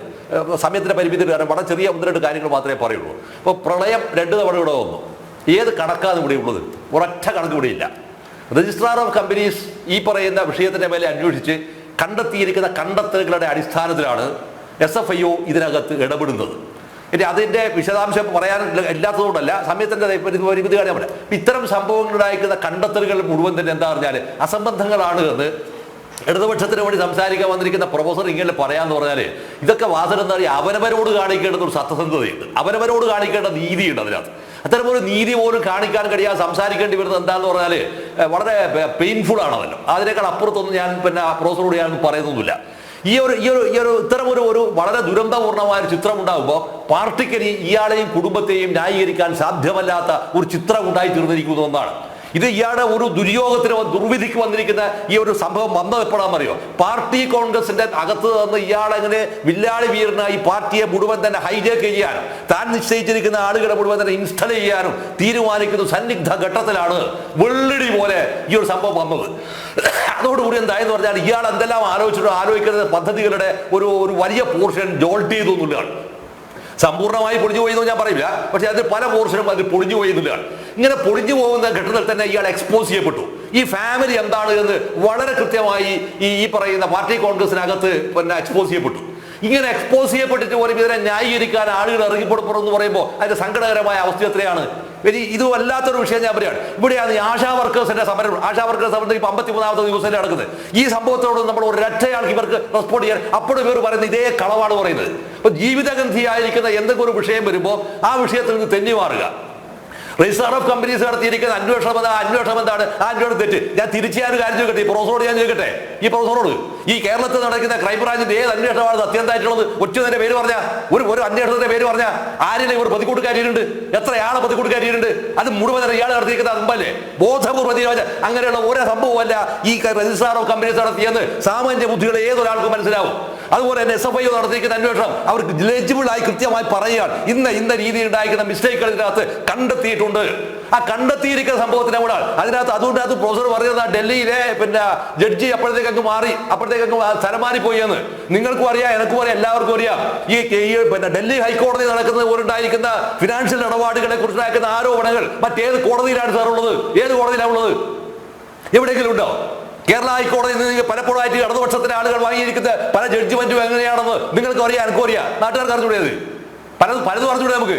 അത് കോടതികൾ പോലും എന്തായാലും കോടതികളെ പോലും നമ്മൾ പർച്ചേസ് ചെയ്യാൻ പറ്റുന്ന ഒരു അവസ്ഥയിലേക്ക് ഈ കേരളത്തിലെ സർക്കാർ മാറി എന്ന് പറയുന്നിടത്താണ് ഏറ്റവും ഗുരുതരമായിരിക്കുന്ന ജനാധിപത്യ വിരുദ്ധത ഉണ്ടായിട്ടുള്ളത്. ഇത്തരം സംഭവങ്ങളൊന്നും നിങ്ങൾക്കത് മനസ്സിലാവുന്നില്ല എന്ന് പറഞ്ഞാൽ അർത്ഥം എന്താ അറിയോ? നിങ്ങൾ ഒന്ന് സ്വയമേവ നിങ്ങൾ എനിക്ക് അറിയില്ല എന്ന് പറഞ്ഞ് അഭിനയിക്കുന്നു എന്നാണ്. ഈ അഭിനയിക്കുക എന്ന് പറഞ്ഞ വാസ്തവത്തിൽ ഇതുപോലുള്ള കാട്ടുകള്ളന്മാരെ ന്യായീകരിക്കുന്ന തൊഴിലാളിയായി നിങ്ങൾ പ്രൊഫസർ അല്ലേ സാർ? ഞാൻ വളരെ പെയിൻഫുൾ ആയി, നിങ്ങൾ പ്രൊഫസർ അല്ലേ? എന്തിനാണ് ഈ കുട്ടിയെ ഇങ്ങനെ ന്യായീകരിക്കുന്നത്? ഇതിന് അർത്ഥം എന്താണെന്നറിയോ? ഇതിനേക്കാൾ വലിയ ക്രൈം ചെയ്യാൻ അവരെ പ്രേരിപ്പിക്കുന്നു നിങ്ങൾ എന്നുള്ളതാണ്. അല്ലെങ്കിൽ ഇതുപോലെ മഹാ അസംബന്ധം പിടിച്ചു പറയാനുള്ള ആളുകളെ നിങ്ങൾ ജാമ്യത്തിലെടുക്കുന്നു എന്നുള്ളതാണ്. ആർക്കാണ് അറിഞ്ഞുകൂടാത്തത്? ഇതിന്റെ ഫലവും കൂടിയാണ് ഈ കഴിഞ്ഞ 24 വർഷക്കാലമായി ഇയാളിങ്ങനെ വിരാട് പുരുഷനെ പോലെ ഈ കേരളത്തിൽ വിരാജിച്ചു നിൽക്കുന്നത്. വായി തുറന്ന കളവല്ലാതെ എന്തെങ്കിലും സാധനങ്ങൾ പറഞ്ഞിട്ടുണ്ടോ? വായി തുറന്ന കളവല്ലാതെ ഏതെങ്കിലും സാധനങ്ങൾ പറഞ്ഞിട്ടില്ല. ഈ കേരളത്തിനകത്ത് വൊക്കാബുലറിക്കകത്ത് പുതിയ ഒരു പദപ്രയോഗം വന്ന ആരിൽ നിന്നാണ്? ജീവൻ രക്ഷ അല്ലേ? ഈ ജീവൻ രക്ഷയുടെ സാധനയല്ലേ ഇന്ത്യ മുഴുവൻ വ്യാപിപ്പിക്കണമെന്ന് സ്റ്റേറ്റ് കമ്മിറ്റി മെമ്പർ അയക്കുന്ന ഒരുത്തം പോയിട്ട് ഈ മധുര പാർട്ടി കോൺഗ്രസിൽ പറഞ്ഞതല്ലേ? നിങ്ങൾക്ക് ഇതൊന്നും തലേ കയറൂല. നിങ്ങൾക്ക് ഇത് തലേ കയറുന്നില്ല എന്ന് പറഞ്ഞ അർത്ഥം എന്താണ്? നിങ്ങൾ ആരുടെ ബോധപൂർവ്വം കളവ് പറയുന്നതാണ്. പിന്നെ പ്രൊഫസർ ജോർജ് എനിക്ക് അറിയില്ല, പക്ഷേ അദ്ദേഹം കോൺഗ്രസ്സുകാരനാണെന്ന് പറഞ്ഞ് ആക്ഷേപിക്കുകയാണോ? അദ്ദേഹം കോൺഗ്രസ്സുകാരന്റെ രാഷ്ട്രീയം പറയണ്ടേ? എനിക്ക് എന്റെ രാഷ്ട്രീയമില്ലേ? ഇത് പറയുമ്പോൾ സത്യസന്ധമായ ഒരു വിഷയത്തെ സമീപിക്കുമ്പോൾ അതിനകത്തൊരു ജനാധിപത്യം ഉണ്ടാവണം. ആ ജനാധിപത്യത്തിന് പകരം എന്ത് ചെയ്യുക? നിങ്ങൾ പറയുന്ന കുറെ ആളുകൾ പറയുന്ന സാധനം മാത്രമാണ്. ദേശാഭിമാനിക്കകത്ത് ഇന്നത്തെ പത്രത്തിൽ ദേശാഭിമാനിക്കകത്ത് ഇതുമായി ബന്ധപ്പെട്ട എന്തെങ്കിലും ഒരു വാർത്തയുണ്ട? നിങ്ങൾ കാണിച്ചു തരാൻ പറ്റുമോ? ഒരു വാർത്തയില്ല. ആ വാർത്ത എത്ര ഭംഗിയായിട്ട് കൊടുക്കുക. ആ വാർത്ത നിങ്ങൾക്ക് ഇങ്ങനെയാണ് എങ്കിൽ തന്നെ നിങ്ങൾക്ക് ഒരു വാർത്ത കൊടുത്തുകൂടി അതിനകത്ത് ഇത്തരത്തിലെ കണ്ടെത്തലുകൾ ശരിയാണ് എന്നാണ് ഞങ്ങളുടെ പക്ഷം എന്ന് പറഞ്ഞിട്ട് ഒരു എഡിറ്റോറിയൽ എഴുതി കൂടെ അതിനകത്ത് അല്ലേ? എഴുതി കൂടെ നിങ്ങൾക്ക് ഫ്രണ്ട് പേജിൽ എന്താ എഴുതായിരുന്നേ? അതുകൊണ്ടാണ് പറഞ്ഞത് പാർട്ടി സെൻട്രൽ കമ്മിറ്റിക്കകത്തും പാർട്ടി പോളിറ്റ് ബ്യൂറോയിലും നിലവാരവും വിവരമുള്ളവർക്ക് മുഴുവൻ തന്നെ ഇയാൾ ബാധ്യതയാണ് എന്ന് കൃത്യമായി ബോധ്യപ്പെട്ടിരിക്കുന്നു. ഈ മുടിഞ്ഞ കുടുംബം ചെയ്തു വെച്ച പ്രകൃതി ഈ പൊതുസമൂഹത്തെ നശിപ്പിച്ചു എന്ന് മാത്രമല്ല ഈ പാർട്ടിയെ മൊത്തം നശിപ്പിച്ച് കയ്യിലാക്കി എന്നുള്ളതാണ്. അതിന്റെ ദുരന്തം എന്താണെന്നറിയോ? 964 മുതൽ 2025 വരെയുള്ള കാലയളവിനകത്ത് ഈ പാർട്ടി ചെയ്തു വന്നിരിക്കുന്ന ഓരോ ആളെയും അയാൾ നശിപ്പിച്ചു എന്നുള്ളതാണ്. നിങ്ങൾക്ക് അത് വേദനിക്കൂല. കാരണം എന്താ പറയാ? നിങ്ങൾ കോമ്രേഡ് വല്ല ഒരു മണ്ണാകെട്ടിയ ഒന്നരകള് അതുകൊണ്ട് ഇത്ര സിമ്പിളായി പറയാൻ പറ്റുന്നത്. പക്ഷേ ഒരു സാധാരണ പാർട്ടി ഏത് പാർട്ടി സഖാവിനാണ് ഇതിനകത്ത് കറപ്ഷൻ നടത്തിയിട്ടാണ് പറയുന്നവരോട് ഏതെങ്കിലും പാർട്ടി സഖാവ് പറയോ? മുഴുവൻ ആളുകളും പറയും. അവർ പറയാത്തത് ഭയന്നിട്ടാണ്. കാരണം ഒരു റേഷൻ പിടിക്കുന്ന ആരും ഒരു അരി കിട്ടൂല. നിങ്ങൾക്കറിയോ എനിക്കറിയില്ല, പക്ഷെ എന്റെ നാട്ടിൽ അത് കിട്ടൂല, ഉറപ്പാ കിട്ടൂല എന്നുള്ള കാര്യം. ഇലക്ട്രിസിറ്റി ബില്ലടക്കാൻ കഴിയുന്നവർ ഇത്രമാത്രം ദുരിതപൂർണമായിരിക്കുന്ന അവസ്ഥ പാർട്ടിയുടെ മേൽക്കോയ്മയിൽ ഫ്യൂഡൽ സംഭവങ്ങൾ ഉണ്ടാക്കിയിട്ട് പോലും ആ ഫ്യൂഡൽ സംഭവങ്ങളെല്ലാം ഗംഭീരമാണെന്ന് വ്യാഖ്യാനിക്കുന്ന ഒരു ചിത്രം ഉണ്ടായിത്തീരുക. ആ ചിത്രം ഉണ്ടായിത്തീരുന്നതിന്റെ ദുരന്തമാണ് സത്യത്തിൽ എന്ത് വന്നതറിയോ? പല നാൾ കട്ടാൽ ഒരു നാൾ പിടിയിലാണ്. ആ സംഭവം അയാളുടെ മകനിലൂടെയാണ് ആ സംഭവം വന്നത്. ഇപ്പൊ നിങ്ങൾ പറയല്ലേ മധുര പാർട്ടി കോൺഗ്രസിനെ വമ്പിച്ച തിരക്ക്? ഒരു സെക്കൻഡ്. മധുര പാർട്ടി കോൺഗ്രസിനെ വമ്പിച്ച തിരക്കിലാണ്. അയാൾക്ക് തലക്ക് സുഖം സമരം തെറ്റിട്ടായിരിക്കും അയാൾ മധുര പാർട്ടി കോൺഗ്രസിൽ ഇപ്പൊ നിൽക്കുന്നുണ്ടാവുക. നിങ്ങൾക്ക് ആ പരിചയമുള്ള ഏതൊക്കെ ആളുണ്ടെങ്കിൽ ആളുകൾ വിളിച്ചു ചോദിച്ചാൽ മതി അയാളുടെ മാനസികാവസ്ഥ ഇപ്പൊ എന്തായിരിക്കും? Because I know him personally well. അയാൾ സർവ്വ ഇക്വിലിബ്രിയം തെറ്റിയിട്ടുണ്ടാവുക. സകല ഇക്വിലിബ്രിയം തെറ്റു. ഈ കുലത്തിന് നാളെ വരാതിരിക്കുന്ന കോടതി അങ്ങനെ ബ്ലോക്ക് ചെയ്യുന്നത് പോലെ ഒറ്റ. അതുകൊണ്ട് ഇത്തരത്തിലുള്ള സംഭവങ്ങൾ വന്ന് ന്യായീകരിക്കല്ല പ്രൊഫസർ ചെയ്യേണ്ടത്. ഒരു മിനിമം ആയിട്ട് എന്ത് വേണമെന്ന് പറഞ്ഞാൽ ഇത്തരം സംഭവങ്ങൾ ഉണ്ടായിട്ടുണ്ട്, അത് അന്വേഷിക്കേണ്ടതാണ് എന്ന് മാത്രം പറഞ്ഞ് കൈയൊഴിഞ്ഞൂടെ? അതിന് പറയുന്നത് ന്യായീകരിക്കാതെ ന്യായീകരണ തൊഴിലാളി അവരുടെ കാര്യത്തേക്ക്. ശരി, എന്തായാലും പാർട്ടിയിൽ മേലുള്ള അതെ അപ്രമാദിത്വം അതിനി തുടരന്വേഷണത്തിൽ എങ്ങനെ കാണും എന്നുള്ളത് തന്നെയാണ്. ശ്രീ വി പി ശ്രീപത്മനാഭൻ, ഒരു 2 ആഴ്ച മുൻപ് ഡൽഹിയിൽ മുഖ്യമന്ത്രി ഒരു യാത്ര നടത്തിയിരുന്നു. ധനമന്ത്രി നിർമ്മല സീതാരാമനുമായുള്ള ഒരു കൂടിക്കാഴ്ച. അത് അനൗദ്യോഗികവുമായിരുന്നു. ഇപ്പോൾ നിലവിലുള്ള ഈ SFIO കുറ്റപത്രത്തിൻ്റെ അടിസ്ഥാനത്തിൽ വരുന്ന ചില വിമർശനങ്ങൾ എന്ന് പറയുന്നത് അത് ആ ഒരു കൂടിച്ചേരൽ എന്തിനൊക്കെയോ വേണ്ടിയുള്ള ചില കരുനീക്കങ്ങൾക്കായിരുന്നു എന്നുള്ളതാണ്. അത്തരത്തിലുള്ള ചില വിമർശനങ്ങളും ഒരു ഭാഗത്തു നിന്ന് ഉയരുന്നുണ്ട്. ഇടയ്ക്കിടയ്ക്ക് വരുന്ന കേന്ദ്ര ഏജൻസികൾ പക്ഷേ ഒന്നും കണ്ടെത്താതെ പോകുന്നു.